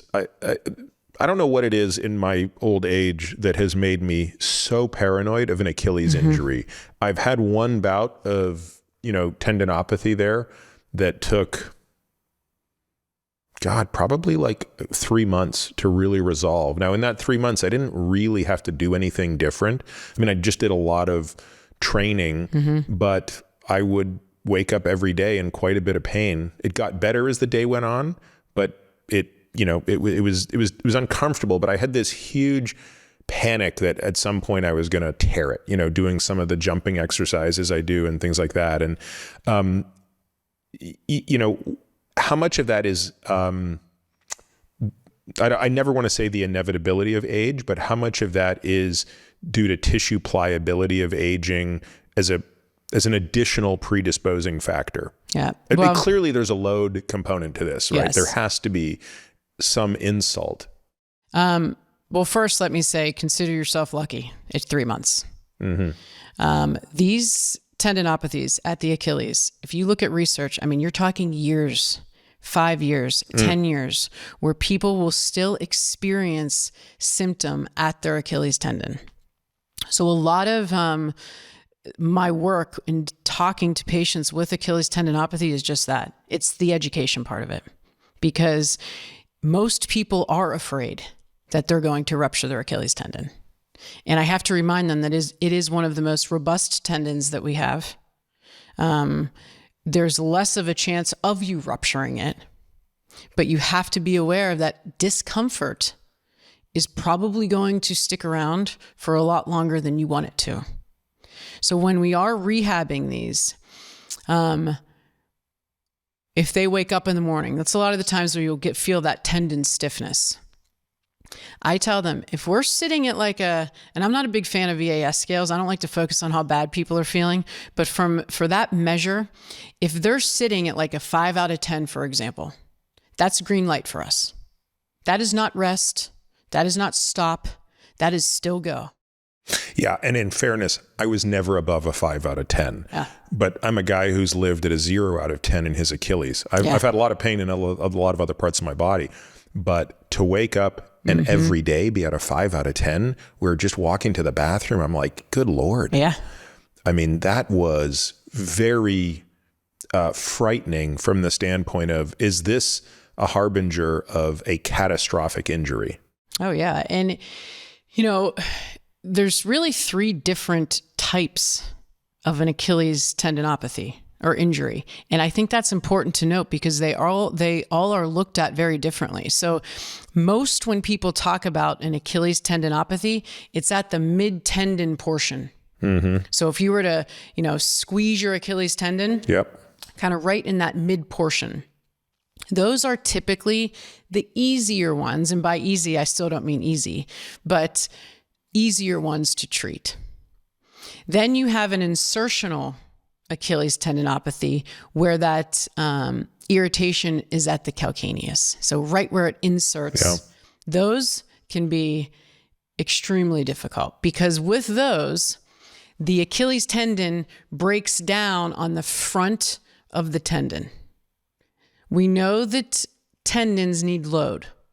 So for those guys, you have to make sure when you're doing your calf work, for example, that you're getting as high onto your toes, end range plantar flexion, so that you can start to load that appropriately. Those guys don't like to be stretched all that much. So there's different things that you do based on the location of where that tendinopathy occurs. And sorry, in that case, you would really minimize any dorsiflexion? Mild. You just wouldn't go on a super deep dorsiflex. Yeah, like off the stair. Yeah. Everybody loves to do off the stair stuff. And I'm like, can you do it without? How does your form look without going into a negative? Yeah. Because when you drop that heel down into a negative, if you don't have good midfoot stability and the whole thing just looks sloppy, I'm like, that's game over for me. And let's again, because I want to come back to reinforce these terms, midfoot stability. We've talked about what the midfoot is anatomically. Now explaining exactly that setting, because that's a very common movement, right? Which is, hey, I want to do a negative when I'm doing a toe press of some sort.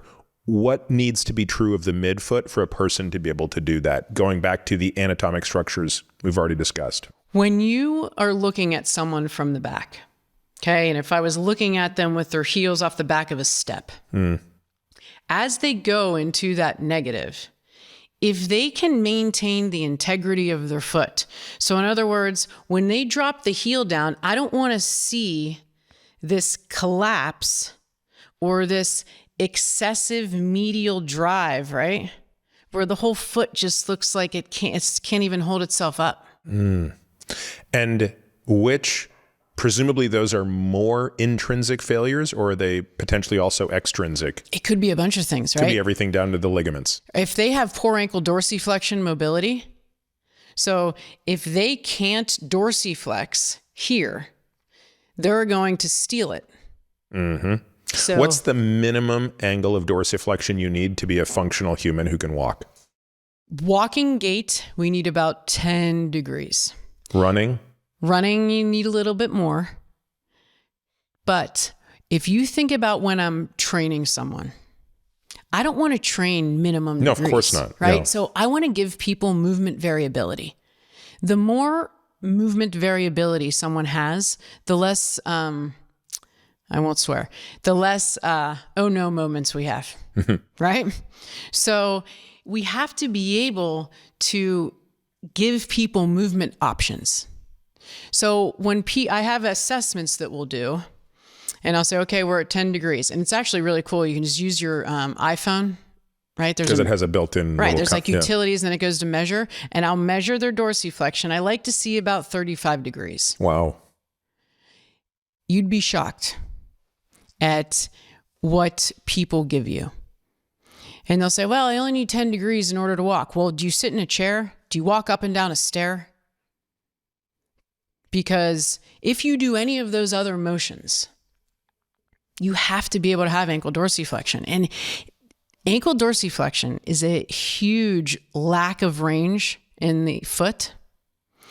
And there's 3 big compensations that you will see for people that don't do that. The first is when they're walking, they'll lift their heel up early.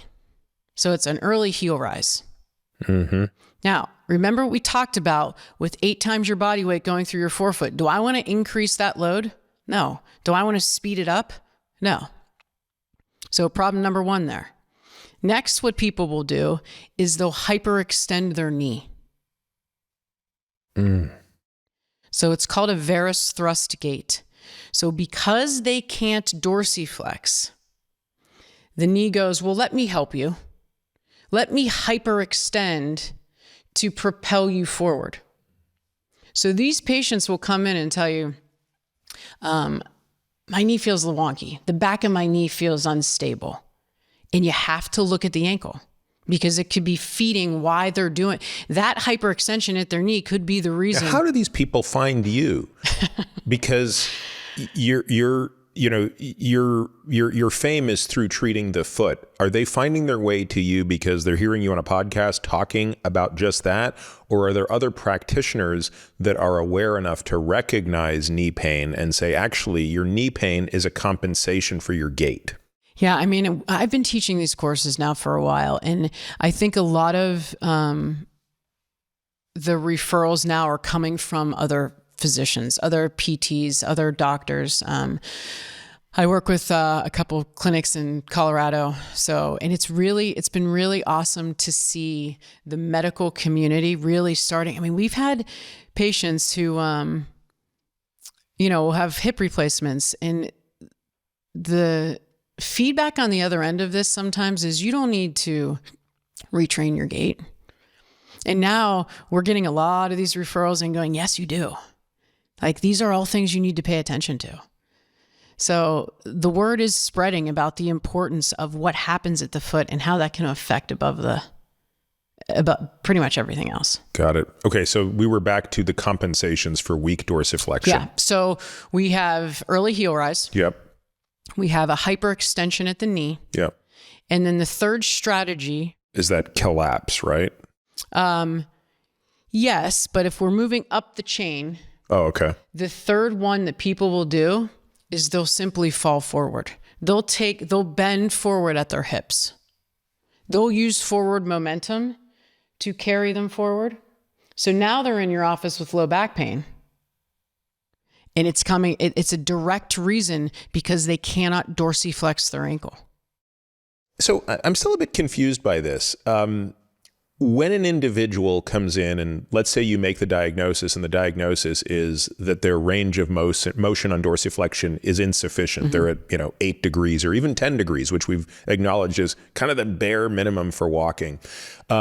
What is preventing that person from being at 20 or 30 degrees? Is there something within the bone, or is it neurologic where their body doesn't trust itself enough to appreciate a greater angle? It's such a great question. When you are assessing pretty much any joint, you want to see consistent patterns. So if we were to take this with a squat, for example, when people try to deep squat, if they can't do it, all right, so they'll go down into a deep squat and they'll be like, I just can't go any further. And I'll say, well, why is that? Say, well, it's my hip or my ankle. My ankles just feel stiff.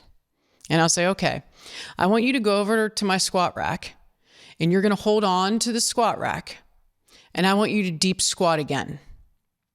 If they still can't do it, then I know that there's got to be some type of muscle or joint restriction that's preventing them from getting to that range. So that could be muscles that have shortened. We might need to implement stretching protocols. We might have to implement joint mobilizations. Down at the ankle, remember the talus, if he kind of floats forward, you can get a pinching. So there can be a pinching in the front of the ankle when people try to stretch. Okay, all of those things would be a consistent pattern because there's a muscle or joint restriction. But if they can't squat, but they can go into a deep squat, and I would argue, Peter, most people can. Most people, as soon as they hold on to something, they go down into this beautiful squat. And that's when you're saying to yourself, there is a neurological inhibition here. This person is screaming for stability. And that's when we're wasting a bunch of time going, I want you to stretch your calves for the next 30 years. And you're not going to see anything because that's not what they need. And then it comes down to proximal stability. How do we create stability? How do we create a safe environment for their brain and their body so that they want to go into a deep squat because they need to go into a deep squat? Yeah. I mean, I've shared this story before, and it's worth sharing again, which is that when a person is under anesthesia, they can be stretched into positions that they would never imagine if they're not under anesthesia. And you might say, well, okay, so what? But they're probably going to get hurt. But they don't, right? Like you can take a person who can't touch their toes.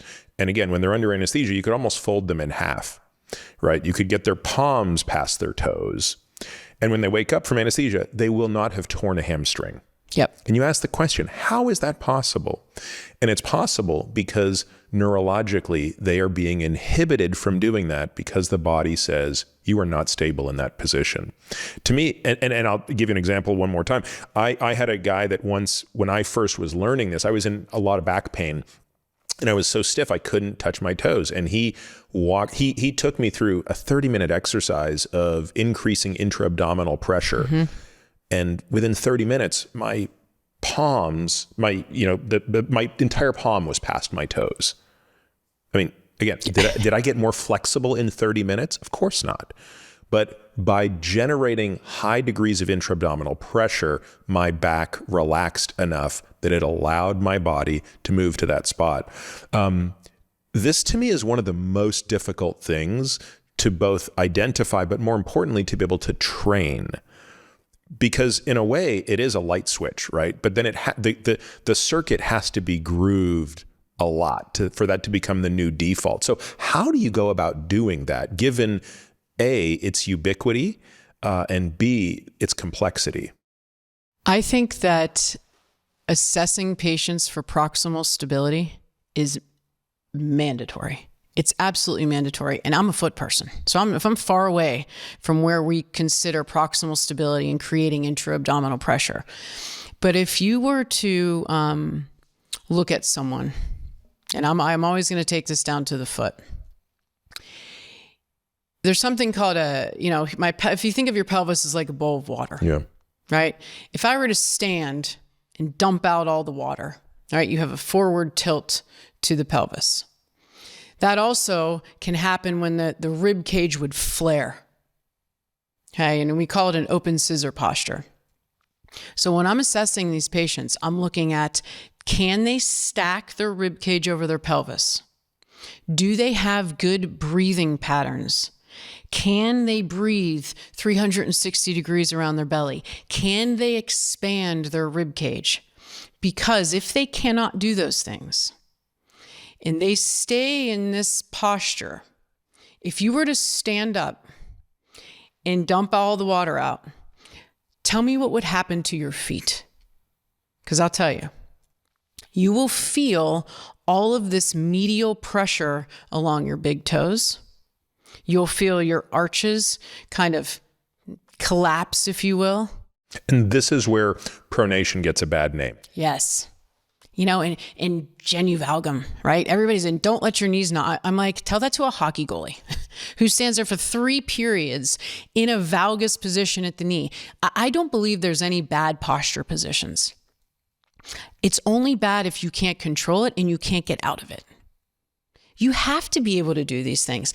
I have to be able to protract my shoulder. I have to be able to arch my back. You just better control it and be able to get in and out of it.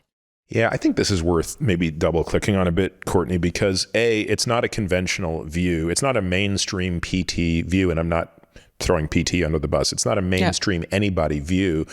And yet I've heard it enough from the people who I think are hands down the best at movement that we should reiterate the point.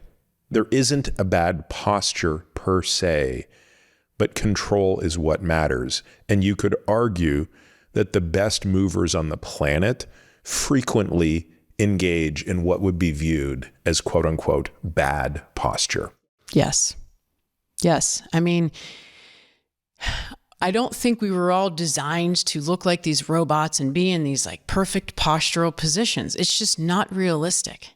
You know, I think some of, I'm just thinking of golf. My father's a big golfer, and we used to watch Arnold Palmer swing a lot. And if you've ever watched Arnold Palmer swing, you'd be like, how's this guy so good? You know?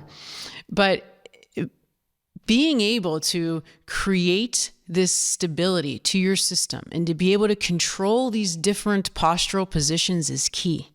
It's key to be able to get in and out of. And if you think about that at the foot, it's not that pronation is bad. We have to do it. It's our first opportunity for shock absorption when we walk. We have to be able to then get out of it. Yeah, and the person most commonly who is in the open scissor pattern, they're stuck in that position. They aren't able to get out of it, and therefore they're equally ineffective at shock absorption. Yes, and there's this disconnect, Peter. It's when I have patients stand in front of me, I'll have them tilt their pelvis forward, and I'll ask them, what do you feel at your feet? And half the time, they're like, nothing. There's this disconnect between my pelvic motion and what my foot should be doing. When my pelvis dumps forward, you should feel the feet drop. When you tuck the pelvis back, you should feel the arches lift. And that's this kind of motion, this dynamic motion that the foot is capable of doing. You said something earlier when we were speaking about how our proprioception and sensory appreciation of the universe changes as we age. Now that I'm over 50, what's changed in my sensory apparatus of the foot? We talked earlier about how falls are prevalent and how there's really factors that contribute to these falls. We know one, we've talked about this, is a weakness in toe strength. That changes, and I think the numbers are like a 35% decline in strength, right? Over what period of time? That's a good question. I'm not sure. When you look at... between presumably something young and something old. Correct. And especially there's a very big change when you look at the jump from 50 to 80, for example. Mm-hmm. So we're looking at the 35% decline right in those ranges. So not only does strength decrease, but we have 4 different types of receptors, a couple fast adapting and some slow adapting receptors. They're responsible for gaining information so that we can maintain our center of mass, for example. As we get older, so let's start at age 50, you lose 20%. It takes 20% more pressure to stimulate these receptors. Now versus when I was 20. Correct. So as we age, the sensitivity of the receptors decreases. Now here's where it gets a little scary. When we go from 50 to 85, at 85, we now have 75% decreased sensitivity to these receptors. That's a lot. What's driving that?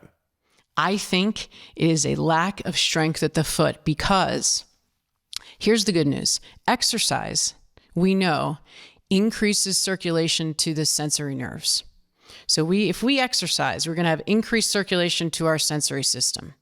We have increased nerve fiber branching when that happens. with increased nerve fiber branching, we have increased sensation. And that has been found to decrease pain and improve sensation, even in patients with peripheral neuropathies.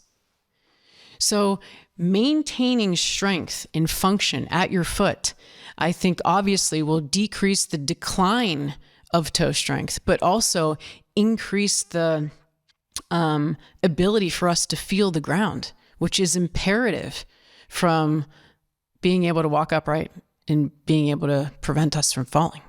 And this sensory decline, how much of it is superficial, meaning you can test it and assess it using the standard metrics of, like take an alcohol pad or a cotton swab on the, cutaneous branches, and how much of it is much deeper? I mean, I'm guessing more of it is this deep part that is dependent on significant pressure, but I don't really understand. There's I did bring it too. There's a 256 frequency vibration tool. Okay.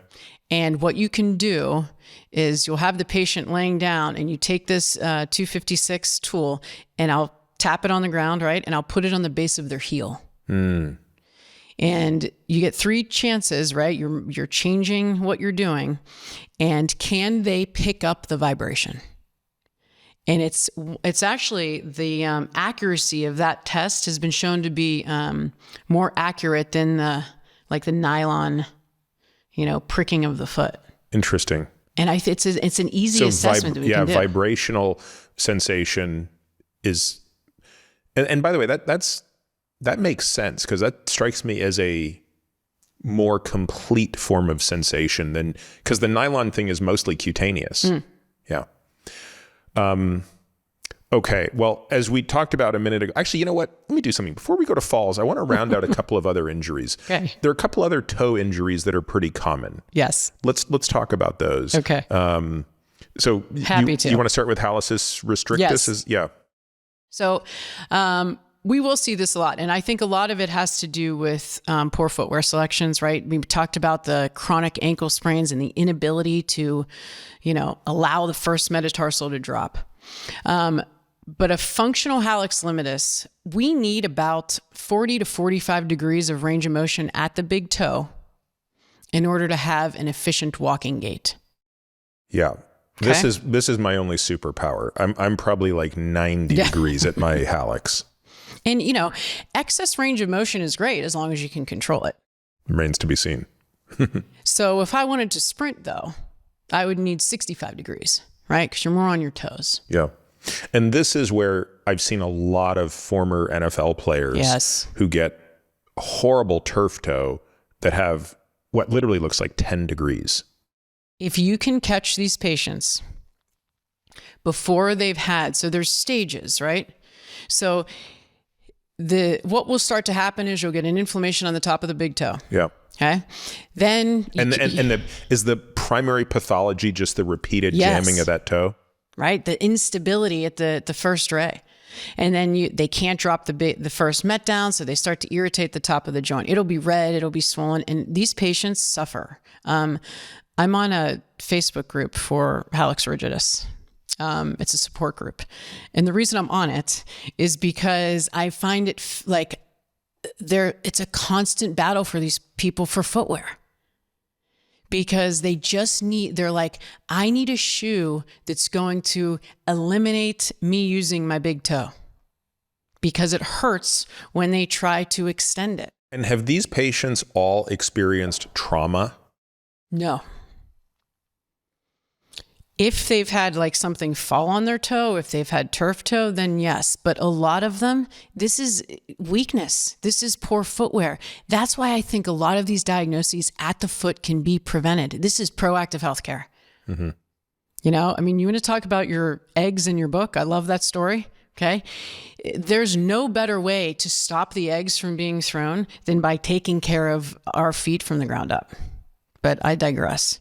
So is your treatment, let's assume that the trauma was in the past, it's not an acute issue. Is the treatment the same where, you have to get mobility back by strengthening? Yeah. When I always say earlier intervention is better. Even if there's been trauma, You do not want to immobilize something. We know that. When you immobilize, it starts this cascade where, you start to change the neurological input to the tissue. And it just really will create an environment where movement will be altered. So even in those initial stages, we're doing like big toe ranges of motion. I mean, it seems so, I always tell my patients, if I don't get excited about you exercising your big toe, but you have to be. Now, sometimes, remember when I had my little toe injury 3 months ago, which still hurts, like not as bad, but it's amazingly sore still. That first weekend when I was, the thing was black and blue, you still had me doing isometrics.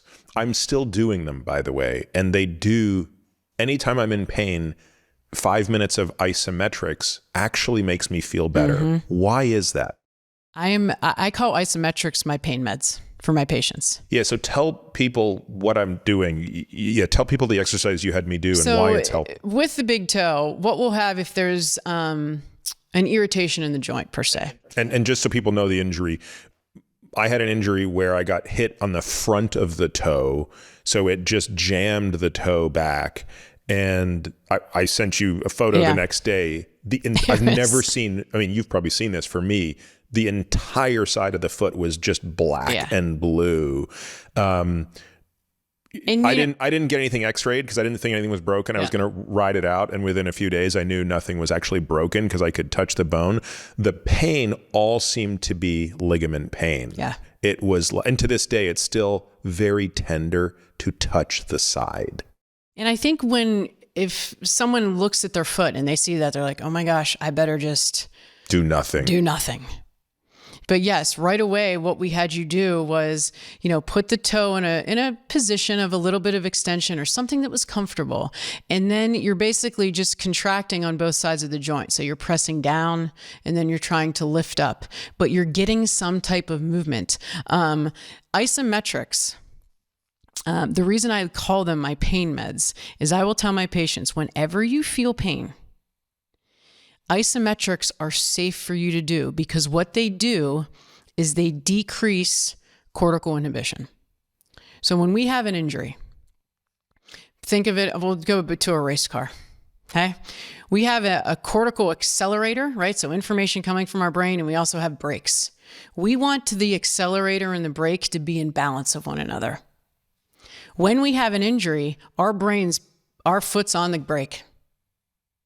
So if I'm trying to change my movement or improve my movement pattern, I got to let off the brake. And that's what isometrics do. They decrease that cortical inhibition. And to be able to do that right out of the gates is extremely important. Yeah, before the damage sets in and you create a long-term pattern of rigidity. Yes. So when you can find these patients that still have, when you're doing a calf raise, for example, someone who has pain at their big toe, they'll be like, I cannot do that. It hurts too much. It's pinching. But I'll put a band around their ankle, for example, and I'll pull it to the outside. Remember, that's where peroneus longus lives, on the outside of the leg. So I'll challenge it a little bit so that they really have to press through their big toe to keep their big toe on the ground. When they do that, they're like, wow, that pinching is better because I dropped the head of the first. Yeah, there is something so magical about using bands for lateral and medial tension to produce the necessary engagement of the foot stabilizing muscles when you go and do other things. Yeah, I mean, it's the kinesthetic cueing, I think, is so important.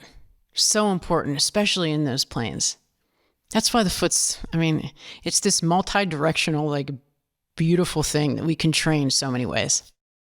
So what else are you doing for the rigidus patient? So you're obviously, isometrics a big part of it. Mm-hmm. How do you get the range of motion? How do you slowly introduce that range of motion back? If they are in a functional hallux limitus, which means that they can still utilize their big toe based on if I increase strength of peroneus longus, for example. If we work on range of motion at the big toe, all of those things are key. If you don't do it then, it will progress into hallux rigidus. And I don't consider those the same diagnosis. Hallux rigidus, there's been so much arthritic change to the joint that now you maybe have 5 degrees. So the toe's basically fused almost. So rigidus you're associating with the bony arthritic changes, whereas limitus is, hey, your bones, you still can anatomically move. You are limited because of the musculature. And you'll see some type on a film, you may start to see like an exostosis or like lipping, right? Because there is, Wolff's Law. They'll start to have changes within the bone, but it's still a functional joint. And that's when I get excited because I'm like, let's do this. Let's fix this thing. Because if not, if that progresses to hallux rigidus, it's game over. Now our treatment has completely changed, meaning that I have to look at putting them in a certain type of shoe that's going to rocker them through their toe because they now have lost forefoot rocker. They cannot rocker through their toe. What percentage of people with hallux limitus will progress to that phase of disease? Unfortunately, quite a bit. Wow. Because this message isn't quite out there as much as it needs to be. Because those two diagnoses are often married. When people start to see arthritic change at the toe, they're like, wow, this is hallux rigidus. I'm like, no, it isn't actually.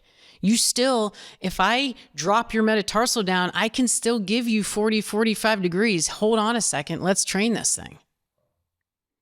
But without knowing that, and you start to have pain at your big toe, the initial intervention is a carbon plate under the toe. So they sell these little inserts where you can put in your shoe so that your big toe isn't bending at all. Some type of orthotic or very stiff shoe. And these patients will be like, oh, this feels great. And I'm like, yes, because you're not moving it anymore. But if you stay on that path too long, you'll lose the ability forever. Correct. And you want to talk about what happens up the chain. When I see patients walk with hallux rigidus, for example, they can't roll through their foot. So they can't push off at 45 degrees out of their big toe. So now what they have to adopt is this is what their foot looks like. So they have more knee flexion, for example. And then their hip has to be hiked with every step. Right? And it's like, what are you doing? But, I always want to instill hope because there's always hope. You have to do that. And even if patients have a fusion in their big toe, even if they have hallux rigidus, you've lost range at one joint, but you haven't lost range at your ankle and you haven't lost range at your knee or your hip. Those ranges of motion will be compromised, but let's just train them. Let's rocker you through the big toe. Let's give you drills to give you knee extension, to give you hip extension, because we know you're not going to have access to it any longer. So let's just give you things to work on. And that's where I think I want the two worlds to marry, right? Like oftentimes there is a time and a place for these surgical interventions. But once that's done, there's so much more that can be done so that we don't start seeing sequela of that up the kinetic chain. How often are you seeing people that have kind of autoimmune forms of arthritis in the foot and ankle? It's a smaller percentage of my patient base, but they do make their way into my office. And a lot of the times where I will see that is more at the midfoot, where they'll have a lot of this arthritic change at the midfoot. And aside from obviously the medical management of that with, pharmacologic agents, what are the most important things you're doing for those patients to foster midfoot mobility and strength?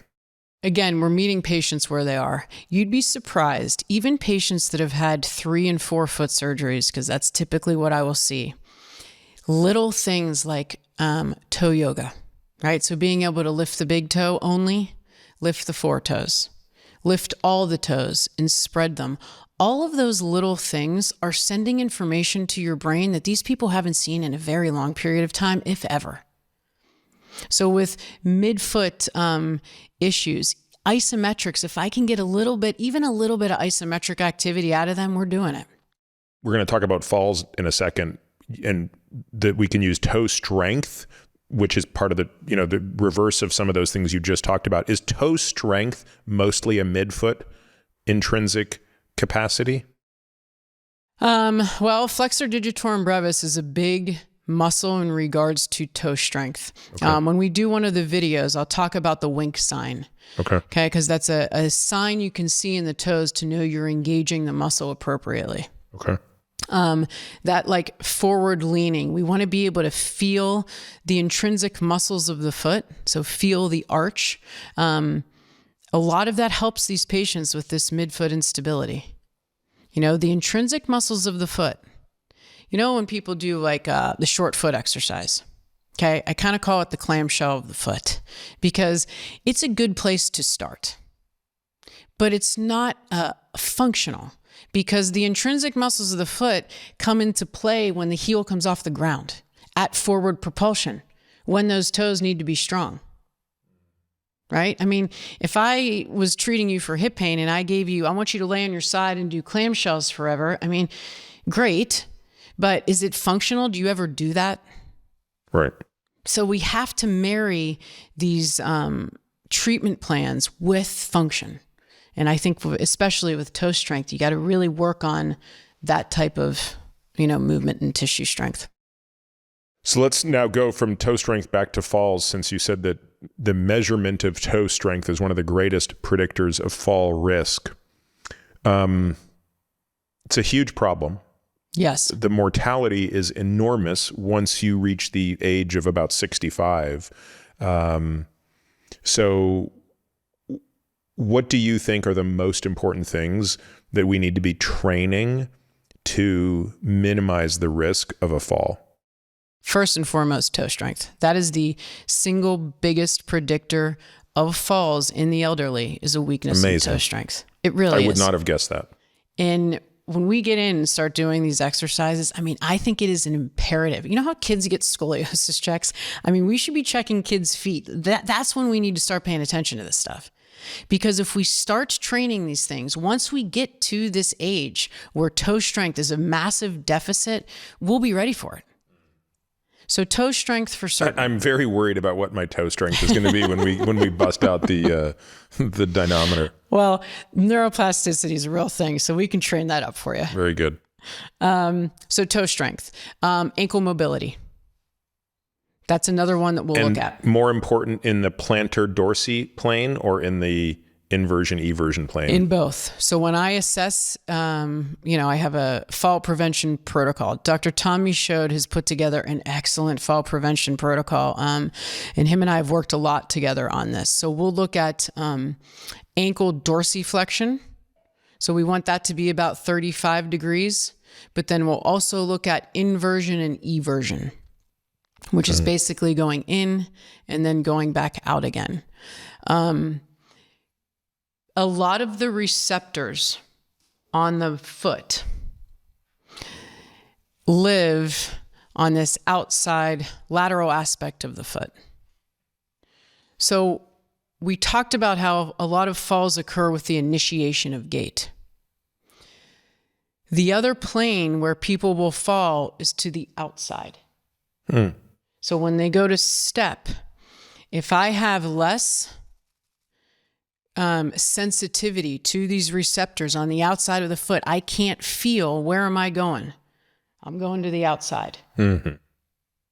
So that's why we'll look at the ability of the ankle. Do I have good range of motion, both in and out and going forward?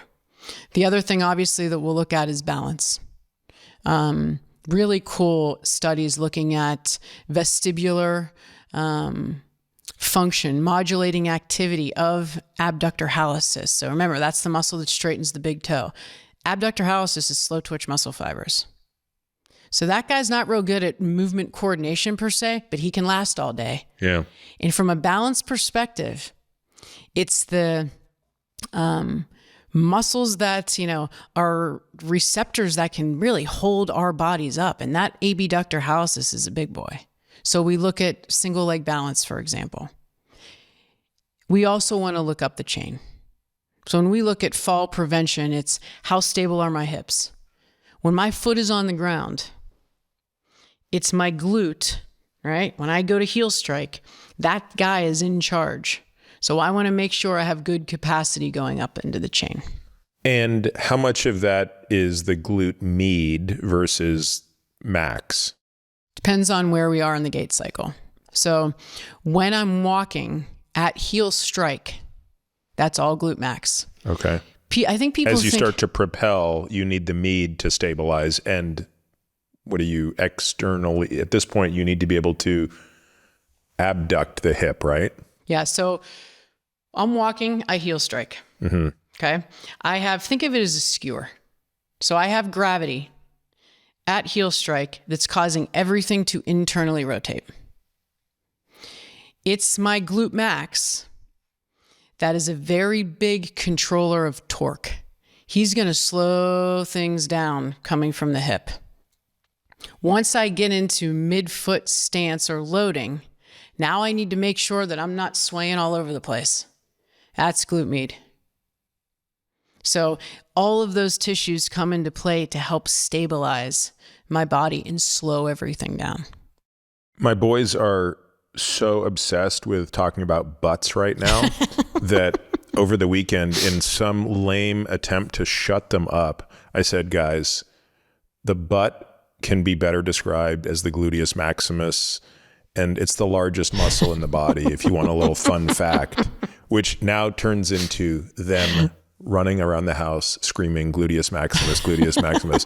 And I'm like, I don't think it's a good father right there. I'm like, I don't know that I've done any better here. This is just as annoying. And I pity their teachers. Well, I mean, if you think about it, because I'll have patients that do this, right? Because they'll think that, when I'm walking, I'm going to it's going to be this big old glute exercise. And as they go to push off, they'll squeeze their butt. And I'm like, it's the wrong spot. You want to squeeze your butt. You want to try to control it, right? And I really don't ever give people gait cues when they're walking because it's just too difficult. But that's not when you're pushing off. If you squeeze your butt when you push off, all you're going to do is throw yourself into too much lumbar extension. Yeah. It's that at heel strike. And that's when we have that eccentric control.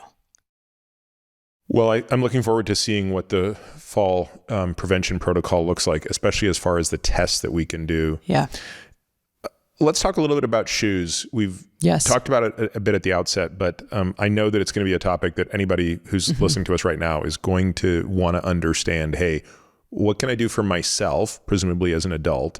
And I do think there's going to be a lot of people who listen to us who have kids who are going to also say, hey, if I've taken anything away from this, I've taken away the idea that this begins early in life. And therefore, I want to maybe even save my kids some of the challenges I've had. What can I do for them? Yeah. I love this question. I could talk about shoes for a very long time. If we talk about kids first, I think first and foremost, just let their feet feel the ground as often as they can.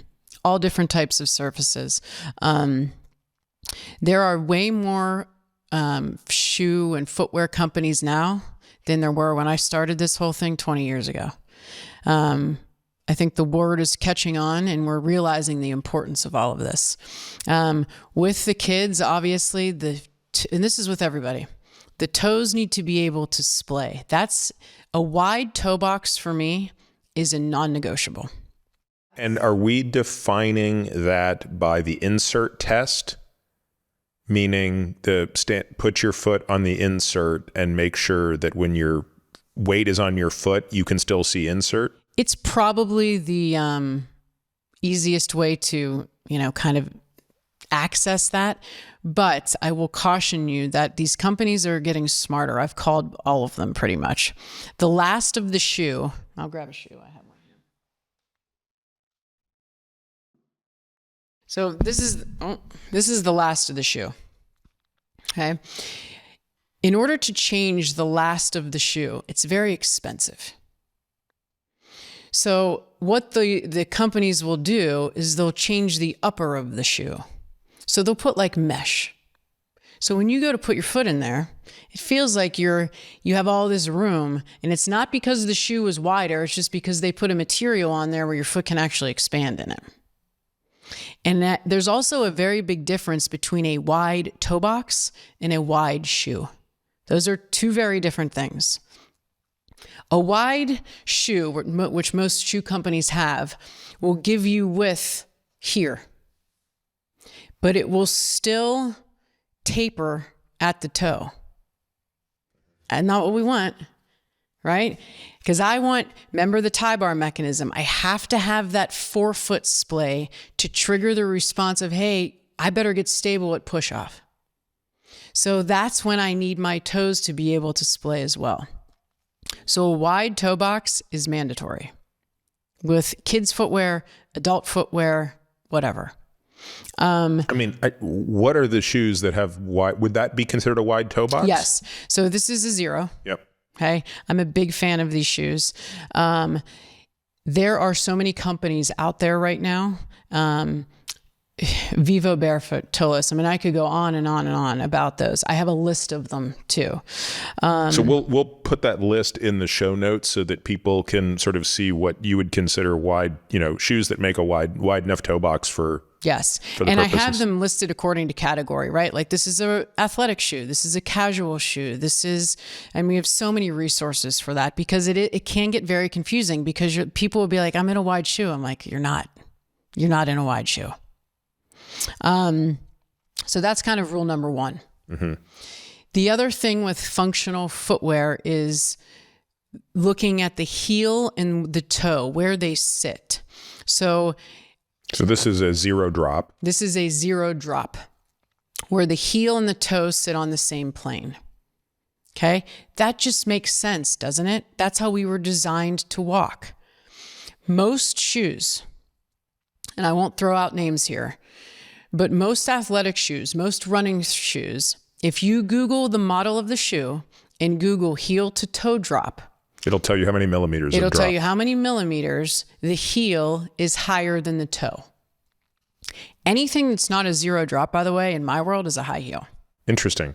Right? Now, I switched my rucking to a shoe that has an 8 millimeter drop. Mm-hmm. Once I was having all of that Achilles tendinopathy, and I have enjoyed that shoe much more. So I no longer ruck in a minimalist shoe, probably because I'm carrying a lot of weight. Yes. And I want more cushion. But I don't care about, I'll throw out the brand. I use the Go Ruck shoe. Okay. So it is kind of a minimalist shoe. I can show you what I use later. But the reason I bring it up is there's something about having that little bit of drop that's not huge. It looks like a 0 drop. Yeah. But it's made it, I've never had an Achilles. I've never had pain again since doing that. Is that a mistake? No, and I think it's such a good conversation to have, right? Think about the whole super shoe, like the Nike Alpha Fly, for example, right? That's like the big craze. I don't even know what that is. It's the shoe that has the carbon plate. Shoe. Oh, okay. Right? Oh, is this the super running shoe? This is the super running shoe. Oh, yeah, got it. That has that actually gives you a little bit of presumably it gives you more energy. Yes. So there's like certain characteristics to that shoe. Yeah. It has a carbon plate. Yeah. It has a difference in the midsole, right? It's basically a shoe, and the research will tell you, gives you a 4% advantage. Mm-hmm. Okay. Now, if I'm running in a race and the guy next to me has this shoe that's going to give him a 4% advantage, don't I want to be able to compete with him? Well, of course I do. But I always say you have to earn your right to get into that shoe because it does change things. For example, because it's going to propel you, it might cause you to stride longer.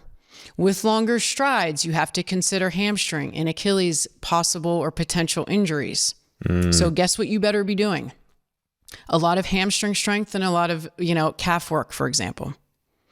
It has an additional stack height on it, which can also cause that kind of longer stride. Again, you better be able to handle that. So when you talk about shoes like that, I call them a performance shoe. Yeah. Fine. But it's a performance. Save that shoe for icing on the cake. Yeah. Your speed workouts. You have to do the foundational work. Yes. Because use a training shoe. Get your foot stronger. Give yourself the best possible outcome when you put that performance shoe on. Because if you're just relying on the shoe, I can guarantee you'll probably end up in my office. Because I see it all the time. So with Achilles injuries, for example, now you're adding 50, 60 pounds. Okay. That takes work to be able to handle that amount of load in a minimal shoe, right? If you had a history of, an Achilles tendinopathy, if your baseline capacity isn't where we know it should be, then, if you need to wear that change, there is a time and a place for everything. So if you are going to wear a shoe that has an 8 millimeter heel to toe drop, just do the work when you're out of the shoe. Make sure you have plenty of ankle mobility, because what are you doing? You're shortening the posterior compartment. Make sure you're still doing all of your, plantar flexion strength. Yeah, that's a great point. Let's talk about any other characteristics of the shoe. So you've highlighted two: the width of the toe box and the drop. Yes. Let's talk of the sole. Yeah. Right. So this is where I'll give people a little bit of leeway, if you will. So I like to put patients, like I said, number one, wide toe box is non-negotiable. But you will get patients that often, and other doctors have said this to me, well, we weren't designed to walk on man-made surfaces. Okay, fine. But that doesn't mean, nor were we designed to walk with our toes looking like this. Hence, the wide toe box is a non-negotiable. But if you're standing on concrete all day long, if you work in a grocery store, for example, if you're in an airport, having a little bit of cushion underneath the sole of the foot is going to be more comfortable. But this is where you need to consider both ends here. The more stack height on the shoe, okay, so this is the more cushion, it changes the rate of loading. It speeds us through pronation. This is very important. So the more stuff I have, it's going to change the rate of loading. We've been talking about that all morning, how we want to do what to it. We want to slow it down.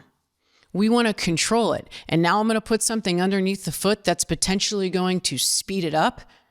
You better have what? A very strong foot and very strong extrinsic muscles to control that pronation. So, consider what you're doing in the shoe. If you're standing still, fine, right? You want a little bit of cushion, but know that when you start walking with that thing, with this more stack height, with this more cushion, you're going to alter the rate of loading. So that's where the thinner sole can come into play. If you walk with a shoe on that allows you to feel things. Okay, so Steven Sashin owns Zero, and he has this ad that I just love. He's like, I don't wear comfortable shoes, and you shouldn't wear comfortable shoes either. Yeah. I think it's really funny, but he's right, because when we're walking, remember we talked about that calcaneus and how beautifully it's designed it is to handle shock absorption. We also have receptors in the heel that tell us, hey, don't land so heavy because it hurts. That's such a great point, right? I've seen the ad. I know Stephen well. Yeah. I think it's important for people to understand that it's okay for your feet to be giving you a signal. 100%. I actually, this is totally off topic, but one of the things I'm also interested in understanding better is the importance of negative emotions, right? Like we live in a world where we've become so sterile to this and nobody wants to feel a negative emotion, right? You don't want to feel sad. You don't want to feel anxious. You don't want to feel depressed. You don't want to feel angry. And it's like, understandably, we don't want to feel those things, but there's an opportunity to understand why am I feeling that thing? Yes. And if I can understand why I'm feeling that thing, maybe I can get to the root of what's actually going on. And I think that the way you described that made me make that connection, which is, gosh, we should actually think through foot pain. If we're in the right shoe, if we're in a shoe that we deem a correct shoe and something hurts, maybe the signal is telling us, what are you doing wrong? Right. I mean, That, it gives us so much information. When you can actually feel the ground. I mean, everything, the proprioception, the receptor activity. And when we have a lot of stuff underneath the foot, I can overstride and land really heavy. I'm not going to feel it. That's not what we want. Walking is a grazing of the heel. We want to feel what happens when our heel hits the ground. Now, very few people today, competitive runners or otherwise, will run in a minimalist shoe like that. It's a very, very infrequent occurrence. Do you recommend people do that? And if so, how long does it take to strengthen the foot enough to be able to run in a shoe like that? I know I keep saying this, but it is very patient specific. You look at their history of traumas, you look at their history of injuries. I will always implement some type of functional footwear regardless.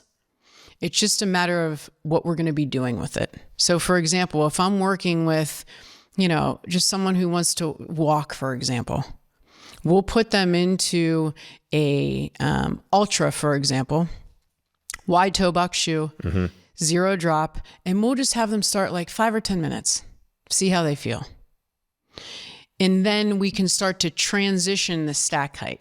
So if they're used to wearing this big, bulky cushion shoe, you don't want to take them into something like this too soon. They'll be like, this sucks and I don't want to do it. And then you lose them right out of the gates. For a person to run in a shoe like that, must they give up a heel strike in running? You got all these good questions. When you change your footwear, you start to change how your body feels the ground. So with runners, for example, everybody gets all up in arms about heel strike, right? Heel striking's bad. Heel striking's bad. It's not that it's bad. It's just where the load is going. When I'm running, it's not necessarily how my foot is striking, but where my foot is striking. So overstriding is the enemy. I don't want to have my foot well in front of my body when I'm running. There's too much ground reaction force happening there. We want the foot to strike as close to the center of mass as possible. There have been runners who have won marathons with a heel strike that's at their center of mass. They just have more knee flexion, for example. The further the foot is away, that would almost feel like they're falling forward, wouldn't it? Almost. Yeah. Wow. So when I'm striking with a heel strike that's in front of my center of mass, okay, when I heel strike, I have a lot of ground reaction force going through my knee, through my hip, and through my low back. When I switch and run to a midfoot or forefoot strike, all I'm doing is taking the load out of the knee, hip, and back and putting that into the foot, into the calf. And theoretically, that just seems like, given the structure, it seems like that's how it should be, isn't it? I don't want to, I have no dog in this fight as a non-runner. Yeah. So, but what do most elite runners do? You will see all across the board different strike patterns. You truly will. When you are running, though, efficiently, when you look at cadence and you look at, I call them running fairies because it just looks like they can run forever. Their foot will be close to their center of mass, and it is more likely that they will be at a midfoot and forefoot strike when their foot is underneath them. Yeah, it seems like, exactly. Just anatomically, if you can bring the strike towards the center of your body, you're much more likely to be not heel striking. Correct. Because it would be very awkward to heel strike at that angle. And you take out, when you're running, right? So if I have heel strike, then I have to go to my forefoot and then I have to drop that heel down again. Yeah. Versus just running midfoot, forefoot, which, yes, I think that is a more ideal position to run in from an efficiency perspective. With that being said, if you have a history of heel pain, Achilles tendinopathy, and you tell your runners, hey, we're going to take you out of this heel strike and we're going to get you to run on your forefoot, you better prepare them for it. They better have good capacity at their foot and at their calf, or else what you're going to give them is more foot and calf problems. Are there any other characteristics of a shoe besides the big three you've mentioned that you have pretty strong feelings about all of them, but in descending order, right? Of the three we talked about your strongest feelings were at the outset. Yeah. I mean, you want to put the foot in its most functional position. I think that's the rule. And that means allowing the foot to splay and trying to keep it on a level ground. And then you can play around with, based on activity, with the amount of stack height. But they have shoes now, right, where they have the wide toe box, but they'll still give you like a 3 to 5 millimeter heel to toe drop, the Topo Athletic, for example. Okay. Ultra actually now has a 4 millimeter heel to toe drop. So I'll kind of transition them. If I know this person has poor ankle mobility and poor foot strength, I'm going to say, listen, we're going to get you in a wide toe box. I'm going to drop you down from your 10 into, say, a 5, right? Slowly bring them there. They're going to be like, oh, this feels great, because they always do. And then we start working on their strength, and then we can continue to drop them down into a more functional shoe. But, you think about hockey players, rock climbers, where shoes are just what they are. You can't, I'm not asking everybody to run around barefoot all the time. It's not reality. So if you do want to run in a super shoe, or you do play hockey a lot, don't panic. It's just do the stuff. Do the work outside. Do the work outside. Get a pair of minimal shoes, grab some toe spacers, and walk around for 30 minutes a day. Keep it simple. Is a good rule of thumb that a shoe is a wide enough toe box if you can wear the toe spacers in the shoes? Yes. And if you're pretty much I've never seen you not wearing toe spacers. Do you sleep in them? I don't sleep in them. You don't? Okay, good to know. But I do wear them all the time. I wear them when I run as well. Okay. I have their history of bunions, the hallux valgus. So my foot has gotten so much stronger over the last 10 years. My prognosis was they wanted to surgically correct my bunions. And I was like, that's not happening. I'm way too active for my mental health, for me to sideline me, because I see it all the time. It's a high rate of failed surgery. Most foot surgeries are. So, I wear them all the time. I wear them in all of my shoes, and it's helped me immensely. And it has helped so many of my patients.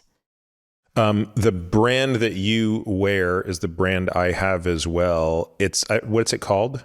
So the toe spacers that we have is from a company, Podiatry Essentials.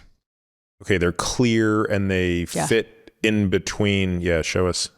Yeah. Yeah, and then they fit in. So basically, the outer part of the foot is not experiencing the spacing. Yeah. So if I were to put it here. Yeah, so it's easier to fit into a shoe, basically. Yeah. Now, I notice you have a little rigid thing in there. I don't. What's that thing for? So I put, I have cork that I will put into the toe spacer in between the first and second toe, especially if that person tends to if they have a bunion, right? Got it. I want to have a little more resistance there. Okay. But I mean, most forefoot diagnoses, we didn't even talk about neuromas, which is so common. And it literally feels like your foot is broken when you're pushing off of a foot that has a neuroma in it.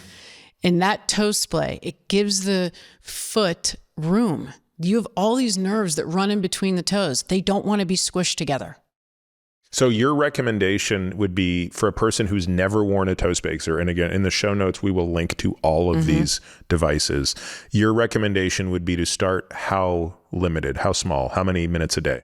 I will tell a patient, here's your toe spacers. You're going to walk around barefoot in your house for 5 minutes. That's it. That's it. On their weaker foot, because they don't have toe splay, the toes will rub against the toe spacer, and you can get a callus or a corn, and that can be very painful, and they'll want to rip this thing off. It happened to me. It took me probably 6 months on my weaker foot before I could wear these all day long.